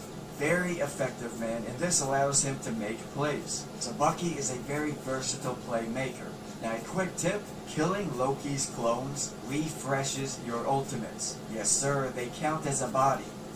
Now as you can see, I did not talk much about the actual best heroes like Hawkeye, Hela, Luna Snow, and Doctor Strange, because I don't like flapping about information you certainly already know, and everyone's already aware that Hawkeye, Hela, Doctor Strange are pretty much the meta and most used in top ranks. Plus, I don't main those heroes, so I don't have any unique tips for them. So if you made it this far in the video, please body slam on the like button and comment below any thoughts or opinions you have. I thank you very much for watching, and I'll talk to you later. Stay golden. NetEase Games has been in hot water with the competitive community due to its very suspicious matchmaking. The infamous engagement-optimized matchmaking, or EOMM, has gradually echoed throughout the player base, but many still aren't aware of its existence or its true nature. This method of matchmaking prioritizes maximizing the player engagement and retention time using deliberate predicted patterns of win or loss outcomes. Hence, we're subtracting the competitive integrity in a game, especially in ranked, and it shows, with a lot of players experiencing extreme loss streaks that defy the rules of probability. In this video, I'll be giving you a full breakdown of how EOMM can be influencing your Marvel Rival matches in ranked so that you as a player can better navigate how to climb in competitive. I spent some serious hours going through boring research material full of jargon and bullshit translated everything you need to know into an easier to understand video. You're welcome. If you appreciate this and learn something that gives you an edge in the game, like this video so that it reaches those who think this is still conspiracy coping, and subscribe for more content. With that, let's begin. Alright, first, we'll be discussing the frequently used term churn rate and how it affects your in-game matchmaking. What is a churn rate? The term churn rate in this context refers to when players stop playing for a period of time. So, for example, a lower turn rate would mean there is a higher engagement and playtime within a game title. Since NetEase lacked an index to accurately measure patterns in a turn rate, Buxy AI Lab developed the 8-hour churn threshold in matchmaking. A player is labeled under the 8-hour churn if they do not play any matches within the next 8 hours after logging off. But why did NetEase choose to implement this threshold, and why is it working? Well, if you hadn't noticed yet, 8 hours normally align with the person's sleep time, work shift, or even the duration of an average school day. If a player gets back on within 8 hours, they're flagged to be engaged in what's called extended play. When you're in extended play, the matchmaking marks you as a player that is not at risk of disengaging from the game.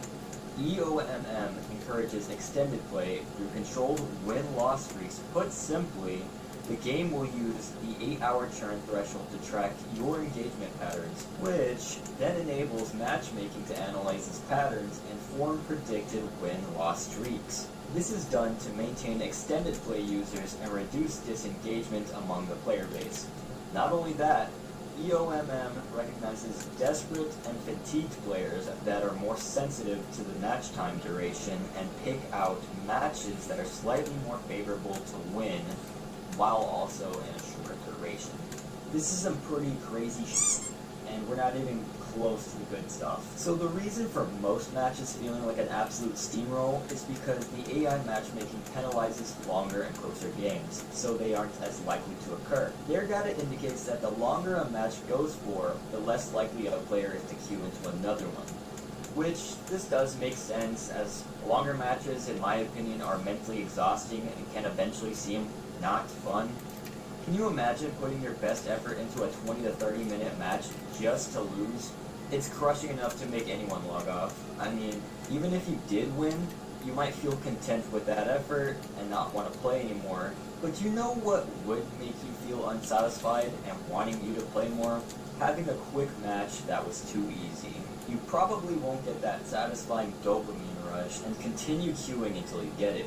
Whereas, if you just have a quick curb-stomping loss, it leaves you unfatigued and ready to continue the chase for that insatiable dopamine of winning big. And you'll want to prove you belong higher on the ranking system. Who wants their friends seeing that they dropped 2 or 3, maybe even 5 divisions down from their original rank? An article released by NetEase themselves discusses how selecting players of the same skill level or rank for matches does ensure fairness, but isn't always good for the player engagement. The paper describes EOMM having better results of engagement by manipulating matches into win-loss streaks or combinations. Engagement-optimized matchmaking prioritizes the satisfaction and happiness of the player rather than constantly upholding competitive integrity. The main utility factors that are being used to quantify player satisfaction are the score difference between teams, match duration, predicted churn, latest match outcomes, and queue wait time. These factors are then plugged into an equation that calculates your projected maximized satisfaction. Now, I know what you're thinking. How can I be satisfied when the game is railing me with loss streaks? And that's probably because you play more when you lose. If you show the game that you're a masochist and you're okay with losing, you won't get off no matter how many times you lose, what do you think is going to happen? The game is going to recognize this pattern and keep you down. This is why it's important to get off from losing too much. Although that can be hard for many compulsive players out there, still, it needs to be done if you want to rank up. Now before we move on, I'd like to quickly discuss queuing and how it plays such a big role in matchmaking. Queuing in Marvel Rivals is pretty well known to be speedy, but why is this? It's not just because it has a large player base, although that is the sole reason why EOMM can function in the first place. It's because matchmaking can pick more diverse skill levels to fill rather than everyone in the match having the same skill level. You'll notice that you will inevitably get a player that is determined not to be as good as everyone else in the match, either that be on your team or the enemy team. This kills 2 birds with 1 stone by having more influence in swaying matches in a controlled manner and having more players to pull from in quickly executing a successful match bound. Now for my favorite segment of this video.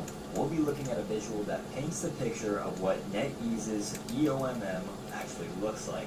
So we can see here that the matchmaking starts with a request, and then it goes and plugs into a matchmaking server with matchmaking algorithms, which arranges queuing players into competitions to maximize the player's satisfaction.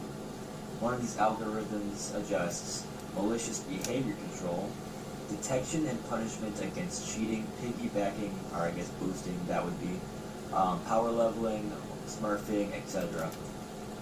Then we have multi-dimensional capability assessment, real-time capture of players' capability from various perspectives. This could maybe be like whatever role you have or main. Maybe you play support or flex DPS and tank, that sort of deal. Multi-aspect considerations of balance, network latency, psychological effects, consecutive defeats. Why is that labeled under psychological effects? Who knows? Maybe there's a gambling aspect to this. Interpersonal play, or interpersonal interplay, social relationship team-up effect. Huh. Yeah, that's pretty interesting. Integrative measure of competition quality. Evaluate player satisfaction and user engagement through competition simulation and win predictions. So it's not real competition, it's simulated competition. So guys, it's not that the matchmaking is rigged, it's just that the matches are predicted and formulated to favor one team over the other to simulate competition. I'm so silly for thinking otherwise. Churn analysis assigns selective teammates and adversaries for each player. And I guess they got the assigned robots. I'm sure that's for quick play, or I don't know, maybe lower ELO like bronze. And then you can see in the right the data collection, balance analysis of gameplays, churn pattern mining, group analysis of players, performance rating, capability chart, enhancement, recommendation, in-game real-time win prediction. I like that. And then we got in-game real-time comments generation, which I'm not sure what that is. Maybe it's what the players are saying in the comments. If you can interpret something else from that, please tell me. I don't know what that last one is, and I hope it's not like... Actually, I really don't think it's that serious. I don't think that part's that serious. And if you want to know where I got that bit of information from, it's in an hour-long video NetEase has from one of their conferences. A NetEase representative lady is giving this whole presentation, and that's on one of the slides at the end. But let's acknowledge our skeptics. Many skeptics are opposed to the idea that EOMM is actually in the game, despite identifiable patterns that indicate its presence in the gaming scene. This is because NetEase hasn't officially come out with a statement that they are implementing EOMM in Marvel Rivals, or even any sort of specifications to what the matchmaking prioritizes. Why is NetEase avoiding the subject? Well, you have to remember that EOMM is fairly new to being implemented into the popular gaming scene. You could say that the player base is a large-scale experiment being used to pull more data to make the system better. The system happens to be a learning AI matchmaker that uses collected data and patterns on us players to optimize its goal of engagement. When an experiment is ran, there's a factor researchers take into account called the Hawthorne effect. The Hawthorne effect refers to when participants in a study or experiment alter their behavior simply because they are aware they are being observed, rather than due to any experimental manipulation. Wouldn't you want to keep your subjects or players in the dark to feed better data into learning AI? Plus, you wouldn't want too many players exploiting how the game works, as that would decrease playtime and further inflate the ranks. And if you still want to call it conspiracy, that's fine. I'm not trying to convince you, I'm just trying to inform you. Especially when the information is coming straight from NetEase themselves. If you haven't already, like and subscribe if you found this video helpful for your climb in Marvel Rivals, and just remember that I have my sources linked in the description if you want to check them out yourselves. Thanks for watching, and enjoy the amplifier.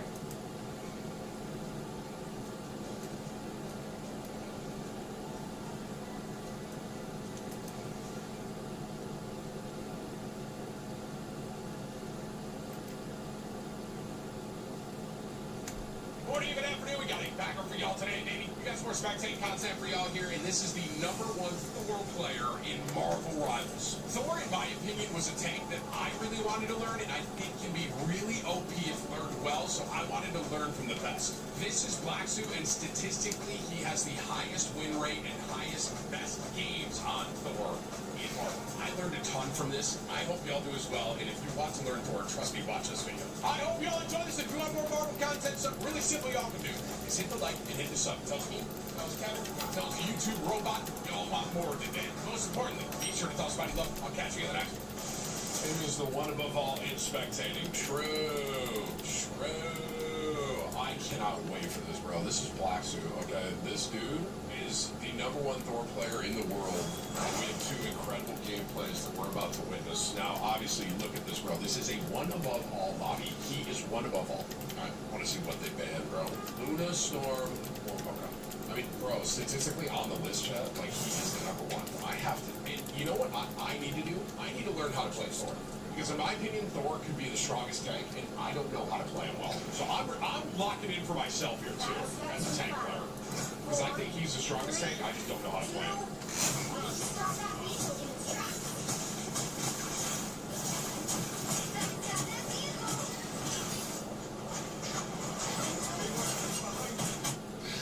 Yo, strap in.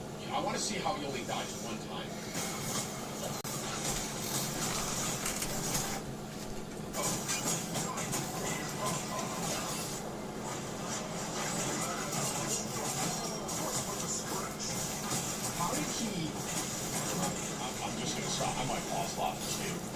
I'm going to apologize in advance for pausing. I'm trying to understand.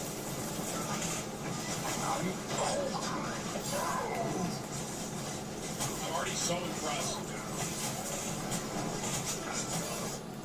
How is he getting his hammers back so quickly? I know all of you are going to say that you get you a hammer back. I understand that. Here's my point I make. Right here, he's at 2 hammers.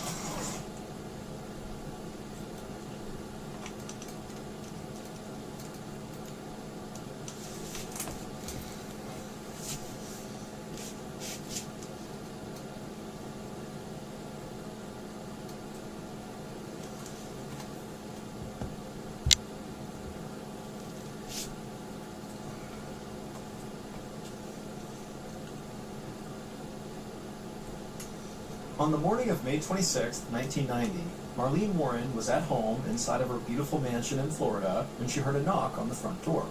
Marlene was busy and was hoping that her adult son might go answer the door, but when she looked over to the living room where her son was, she saw he was laying down watching TV and didn't even seem to have heard the knock on the door. So Marlene sighed and just walked over to the front door herself and opened it up. And to her surprise, standing on the other side of the door was a person dressed up in a clown costume, holding flowers and balloons.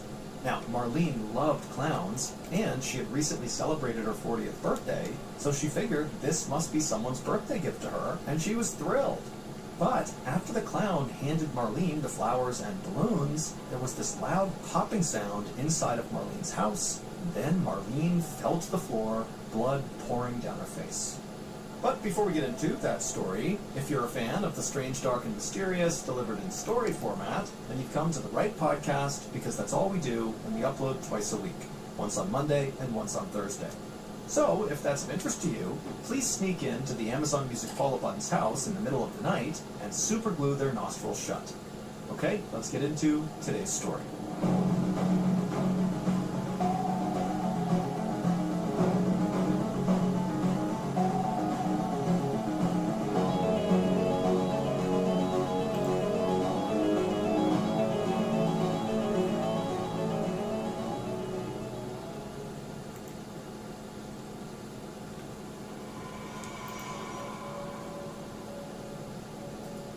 In January of 1990, 39-year-old Marlene Warren made her way across her sprawling backyard in Wellington, Florida.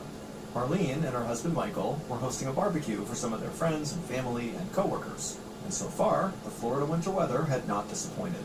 It was sunny and about 75 degrees Fahrenheit, so a perfect day for an outdoor party. Marlene looked down and checked the food on the grill. It smelled delicious and was almost ready to be served. Then she looked up and saw all the people in her yard who were talking and laughing and having a great time, and she smiled. Her backyard, and really her entire house, were made for big parties like this one. Where Marlene lived, Wellington, Florida, was a small upscale village not far from West Palm Beach that was filled with mansions and golf courses. Marlene and Michael's 5-bedroom home was over 5,000 square feet, it had a pool, and it even had an attached airplane hangar for Michael's prop plane. Marlene enjoyed the luxury that her house and her neighborhood provided, but really what she loved the most was all the space she had on her property so she could throw these big parties for all the people she loved. The smell of the food drifted across the backyard, and after a while, a few guests began heading towards the grill. And amongst those guests were a young couple, Sheila and Richard Keene, who walked up and asked Marlene if she needed any help. But Marlene said she had everything under control, and really she was just happy that Sheila and Richard had made it to the party. Sheila and Richard both worked for Marlene's husband, Michael, at the used car dealership that he owned, and so Marlene was just happy to meet some of these people that spent so much time with their husband. Sheila and Richard chatted for a little bit longer, and then they turned and headed back towards the party, at which point Marlene began taking the food off the grill and putting them out on serving dishes. As soon as Marlene's 21-year-old son, Joey, and a few of his friends, saw Marlene putting the food out, they rushed over and grabbed some paper plates and began piling them full of food. Joey's father, Marlene's husband, Michael, spotted the boys doing what they were doing, and he laughed and told them to please save some food for the other guests. Then Michael walked over to the grill and put his arm around Marlene, and she leaned her head on his shoulder. Both of them had been so busy with work lately that it felt like they barely got any time together. So it was nice now to have a moment to relax together and just to enjoy the company of their friends and family. Marlene and Michael had been together for almost 18 years, and even though things weren't always perfect, Marlene couldn't imagine her life without her husband. Back in the mid-1960s, Marlene had gotten married to a different man. She gave birth to her first son at the age of 16, and she had Joey a few years later when she was 19.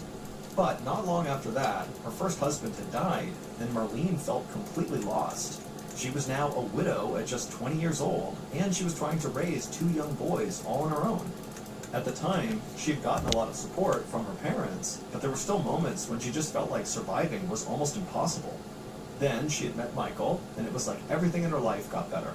Michael was kind, he was handsome, he was driven to succeed, and he almost immediately became this loving father figure to Marlene's 2 boys. And Michael was just as taken with Marlene as she was with him. He thought she was absolutely stunning with her beautiful red hair and blue eyes, but more importantly, he thought of Marlene as being a really strong person who had managed to overcome this terrible tragedy, losing her first husband at such a young age.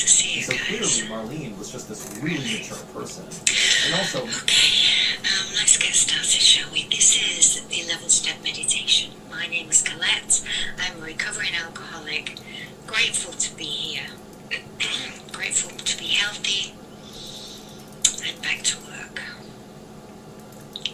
Alright, so let's start with the 11th step.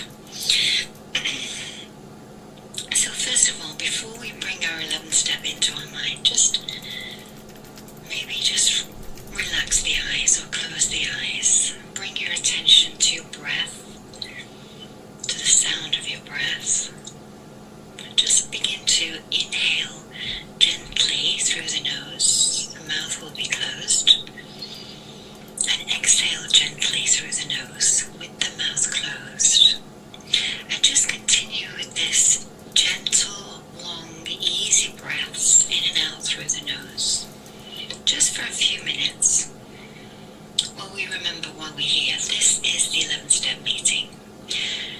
Step 11, sought through prayer and meditation to improve our conscious contact with God as we understood God, praying only for the knowledge of God's will for us and the power to carry it out. So that is where we're headed tonight, to the experience of our conscious contact with our higher power, and to understand what that actually feels like, what that experience is, to know your higher power viscerally, physically, mentally, emotionally, and spiritually, and to understand the qualities of your higher power working in your life, and to work out a program informed by those qualities. So that is where we're headed tonight. I need to remind everybody about the 7th tradition. That is the basket on the left-hand side of your screen. So if you feel so moved after your meditation, just like we drop $1 in the basket in a live meeting, you might want to click on there and just do it via PayPal. The next thing that I always like to mention is actually the most important thing that we should always remember is that if anybody is new tonight, that you are in the right place. You are so welcome here. You are definitely in the right place. And if you have any anticipation about meditation or the 11th step, or maybe you're new to meditation, maybe you're new to the program, maybe you're new to sobriety, maybe you're new to in the rooms, whatever you are new to, there is nothing that you can, there is no way that you can go wrong here. There's no way that this cannot not work out for you. Why? Because we're just relaxing and meditating and praying and breathing together. That's it. We are brothers and sisters in recovery. Here, supporting each other, relaxing together and breathing together. So how could you possibly go wrong with that?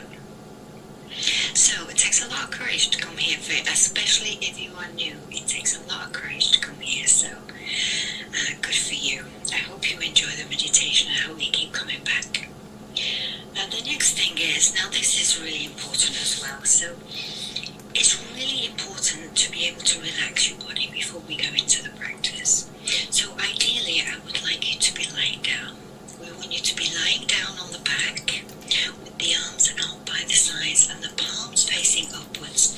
The reason for this is that it opens the chest, right? It opens the shoulders, it opens the heart. It's a very vulnerable position. It's the position of surrender. The legs are comfortable and the feet are about a hip distance apart. So that is the optimal position. It's called Shavasana in yoga. If you're a yoga person, you will know that. However, every single body is different, and it may be more comfortable for you to be lying on your side or lying on your belly or even sitting in your most comfortable chair. So even though I'm asking you this to practice this way with us, I'm really trusting that you are going to listen to you, not listening to me, that you are going to listen to your own body, right? And do what your body is telling you. But most of all, I want you to be comfortable. Find the most comfortable position for you. Find as many pillows that you need. If you've got soft toys, anything that makes you feel comfortable. Cover yourself with a blanket. Very, very important. Alright? So those are the tiny little, small little instructions. This is your practice. This is your time. So get the most from your practice. And let there be peace and love amongst all beings in the universe. Alright, so let's start again by bringing your attention to your breath, in case you've slowed down on that.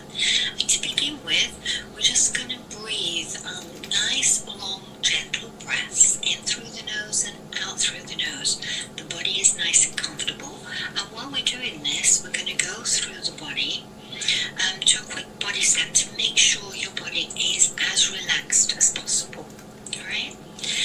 And if you are lying down, I want you to surrender your body completely to the ground or to the bed or to the couch, whatever the surface that you're lying on. I want you to feel your body surrendering to that surface. I want you to just let go with every single muscle in your body. This is your time to let go, not just mentally, but now physically. A relaxed mind, a relaxed body rather, and a surrendered body is a surrendered mind and a relaxed mind. And our minds, mine especially, needs as much help as it can get. So let's really focus on concentrating on giving your whole self to the surface that you are laying on, or what you are sitting on. So with the eyes closed, bring your attention down to the feet and the ankles, and just relax the feet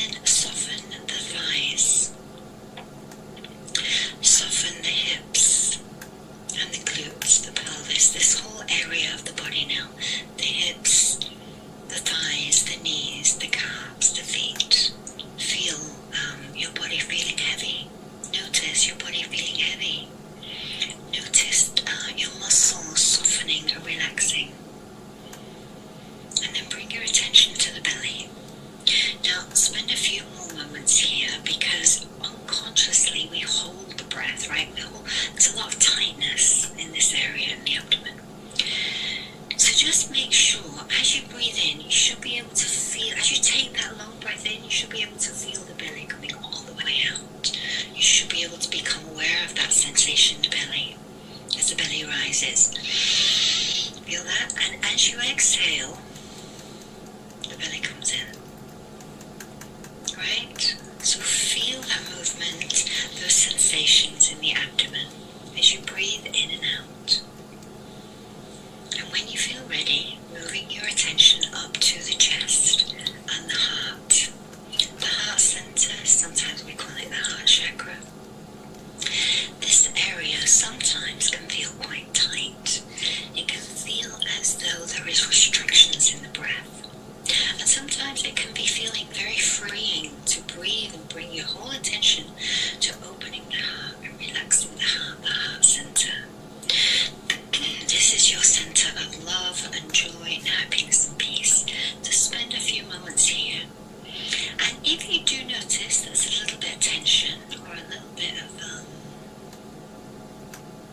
stress as you breathe, that's fine. Just let it be, whatever it is, whatever is happening in your experience as you breathe. This is your experience. Let it happen. Don't do anything to change it or stop it. Just gently try to follow my guidance. And listen to your body. And now as we move up to the shoulders, again there's lots of tension in the shoulders that is very unconscious. We don't even notice how much we're holding tightness in the shoulders. So completely surrender your shoulders to the surface that you are lying or sitting on. If you're sitting upright, you should feel a sense of the shoulders just dropping down as you exhale. Remember, we're exhaling through the nose with the mouth closed. We're inhaling through the nose with the mouth closed. Nice, long, gentle breaths. Relaxing the arms now, both arms surrendering to the ground, to the surface that you are lying on. Relaxing the hands, the palms of the hands, the backs of the hands, the fingers and the thumbs, especially if you've been texting or typing all day. Just notice and relax. Maybe wiggle the fingers around a little bit if you sense some tension in the fingers or some tightness in the fingers, and then relax. And then moving your attention up to the neck and the jaw. Relax the jaw, relax the neck. So here you might want to separate the lips ever so slightly, just to feel the tension give away in the jaw. And bringing your focus inside the mouth now, right? So notice, where is the tongue? Is it on the roof of the mouth, the back of the teeth? Whatever is most comfortable, maybe just drop the tongue, relaxing all the muscles inside of the mouth. You don't need them because we're not speaking right now, so you can relax completely the mouth, inside the mouth, the lips, the jaw. And now the cheeks, as if the cheeks are melting down towards the ground. Relaxing and releasing all expression from the face. Again, this is your practice. This is your time.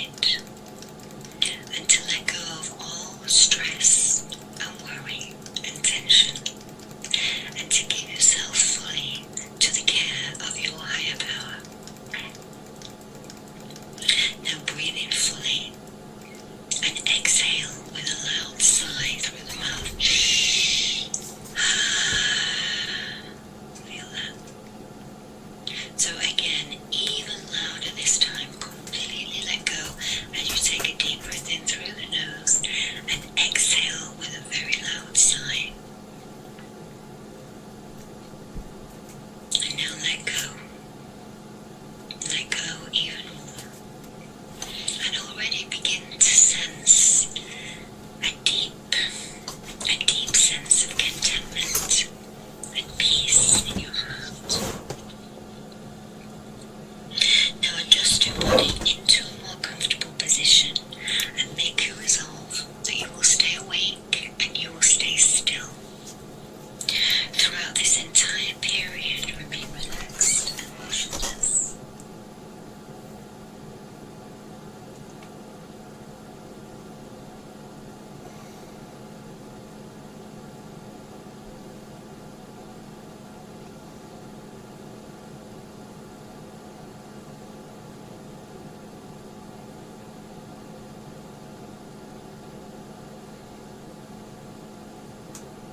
To get my kid tomorrow. Thank you. Have a good one. Thank you very much. Pass it on. That's what it's all about. Come on in, Gary. Hey, I'm Gary Alcoholic. Oh, gee, what keeps me coming back here? This is my life. If for better, for worse, if for better. I mean, I'm just so attached to this platform or whatever that it's. I find that the people here. I mean, some fantastic people that I just didn't run into in the face-to-face meetings, and I didn't go to a lot of them. I went to my home group mostly. Went to it for 30 years. Relapsed, crawl back, relapse, crawl back. They kept saying coming back, keep coming back. I would be turned on like I hate that.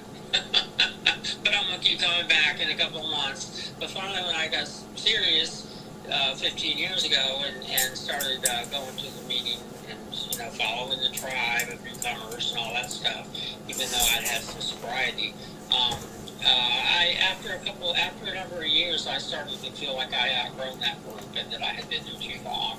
I was aging out of it, so I decided I needed something else. Plus, I had problems getting around. I can go out and stuff, but I can't, be real active and all that good stuff. So I'm not out all day, and so I wouldn't be driving to meetings at 7:15 in the morning. I certainly wouldn't be going at 6 a.m.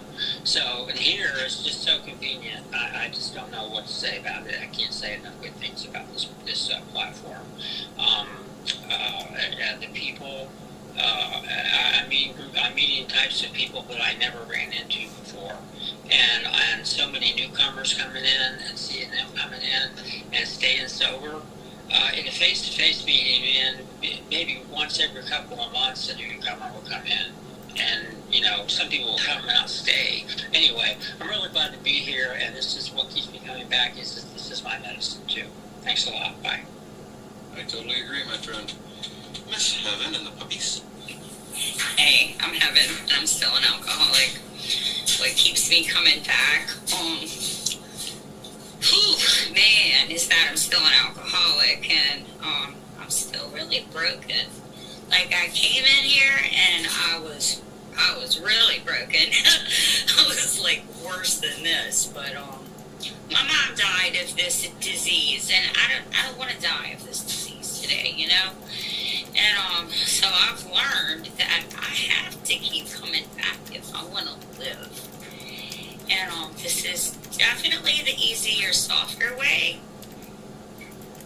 It's still kind of challenging though, but I have to keep coming back because I have to be reminded that I'm not normal, I just came from my daughter's graduation, and they were all going. She graduated nursing school today. And my ex-in-laws, they were all going to eat dinner out at Applebee's, and I was invited. I decided not to go because I'm not normal, and I was starting to feel, overwhelmed, out of place, maybe because there were normal people there, and some of them can drink. I can't. So I was just like, y'all, I didn't say it. I just said, they asked if I was going. I said no, took a couple of pictures, and then left. Didn't give anybody a reason. I don't have to give them a reason. I could tell them I just wanted to come home and be with my dogs, for that matter. I was there, and that's something I've learned in here, is that if I start feeling some type of way somewhere, it's time for me to get the hell out of there, because I might drink, and I don't want to drink because I want to keep my children in my life today. And I've learned that one starts that whole obsession that I have that allergy to alcohol. And this is my medication for that allergy, is Alcoholics Anonymous. So I'm really grateful for you, Mel. You reached out to me a lot too, and I really appreciate it. You helped me put my life back together over the past 4.5 years. I'll see you guys in the rooms. Thank you so much. That's what it's all about, folks, helping each other. We covery. My name, Curtis. Hey, Melly Mel, good to see you, man. I'm glad I caught you, even though you're subbing in, man. You're always a pleasure. Always very pleasant, man, so I thank you for that. And great question, man. I wanted to share on this topic, man. What keeps me coming back, man? The desire to want to be well. The desire to give that, to release the old and welcome in the new and learn how to live new and healthy, man. As you age, man, like when you're young, you're young and nappy and moving all quick and stuff, and you don't appreciate the simple things, man. But once you hit a couple of those bottoms, man, and you experience some hardships and stuff, man, you start to appreciate the little simple things in life that you take for granted as a young person. And so, I appreciate that now, man, and I want it. And just the serenity. I guess what I'm describing is serenity, man. It's kind of priceless. And so the desire to have that in its fullness, man, it's just be rid and, free of defects and, toxicity and resentments and, all of the things that was, haunting me and bothering me during my drinking career, man, and in my disease. And just wellness, overall wellness, man, self-mastery. I love self-mastery. I love anything that I can pinpoint about myself that I can fix and make better and tighten up, man. I'm always welcome to it and interested in that. And just correcting myself, man, and I don't know, living a better quality of life. Because it ain't all about, ripping and running the streets and getting caught up in trouble and, so all of that stuff, all of that type of stuff all the time. All it does is stagnate you, man. And I guess I'm just starting to feel like, man, if you do it too long, man, you might never get a chance to recover. Yeah, man, you might never recover. So that's what keeps me coming back, man. And also the people, man, like, just hearing these wonderful testimonies and, seeing other people fighting for their lives and their peace and, seeing when I get to see other people be redeemed and I see that glow in them and I see that shine on their face and I can hear the peace that they have and the optimism, how happy that they are. Like, that's good.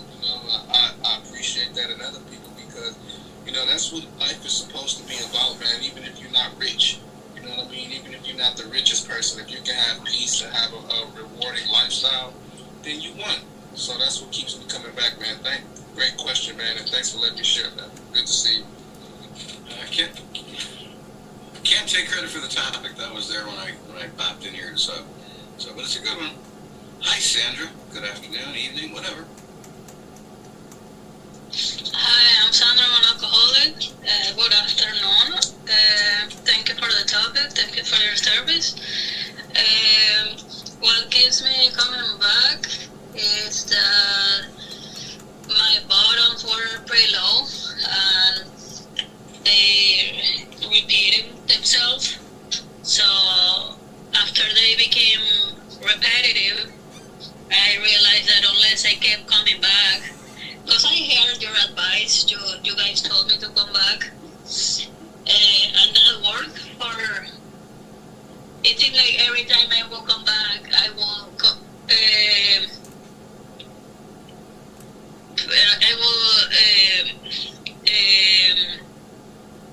get some time more than before. Like I used to get it like 2-3 months at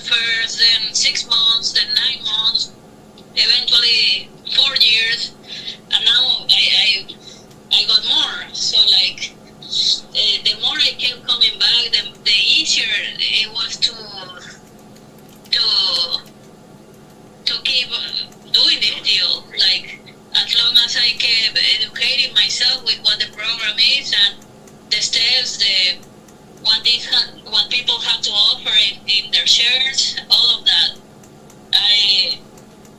As long as I'm receptive, as I listen, that's what this program has to offer, and that's basically why I keep coming back. It's like somebody else said, it's free therapy. Like, who wouldn't want to, gain some assistance like that for free? Like, that's awesome. So the more I kept coming back, the easier my life has gotten, and I actually was working when I had my divorce. Not too long ago, I was working at a bar. Well, not at a bar, but at an Applebee's, and it had a bar. So, like, I started noticing I was feeling different, and back then I wasn't really frequenting that many meetings back then. So I decided to come back to these rooms, and all of a sudden I started feeling better. Like, it's just automatic. Once you start hearing the message again, you start feeling that sense of hope again, that sense of security that you're among your people, among the people that rescue you from this disease. Not that I'm gonna be rescued per se, but like, they offer hope. A lot of the people that offer message of hope. So that's a lot. That's a lot to offer. That's all I have. Thank you. Thank you so much. Abby Rusick. Yeah, hi Mel. Thank you so much for sharing. And I'm Abby. I'm an alcoholic, and I'm really grateful to be here. That's what I'm coming back because I really actually look forward to these meetings. These meetings are almost like grout to me, patching up cracks that might occur during the day. I come into this meeting and there are cracks that have happened during the day. Like, for instance, today, I'm having a very, very difficult time with my relationship with my daughter right now. And, I won't go into the story, but it is the way it is because of my alcoholism. Basically, I spent most of my years drunk raising her and trying to keep a facade up, which she could see through. I mean, my daughter saw me in the shower moaning in such a drunken state. I was, partially blacked out, becoming too, she's witnessed that.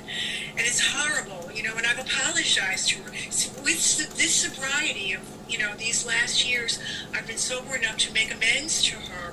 I mean, I guess that's part of the steps, is making amends, and I've got to make the amends to my daughter. And after my daughter, the next person I really need to make amends to is really myself, because I've hurt myself more than, I've just ultimately hurt myself. So, what keeps me coming back? Well, first of all, I don't have to get in a car and drive anywhere. You guys, you just have to, get on your phone or whatever, and every 2 hours of the day, here's a meeting of the most incredible support group. I just looked up, there are 400 million human beings walking around drunk right now on the planet. That's the estimate of how many of us are unhappily drunk, and I don't want to be that way anymore, in life. I want to have a sober life like Mellow Mel. I feel, my brain is sharper, I can think better, I can speak better. At this hour, before I got sober, I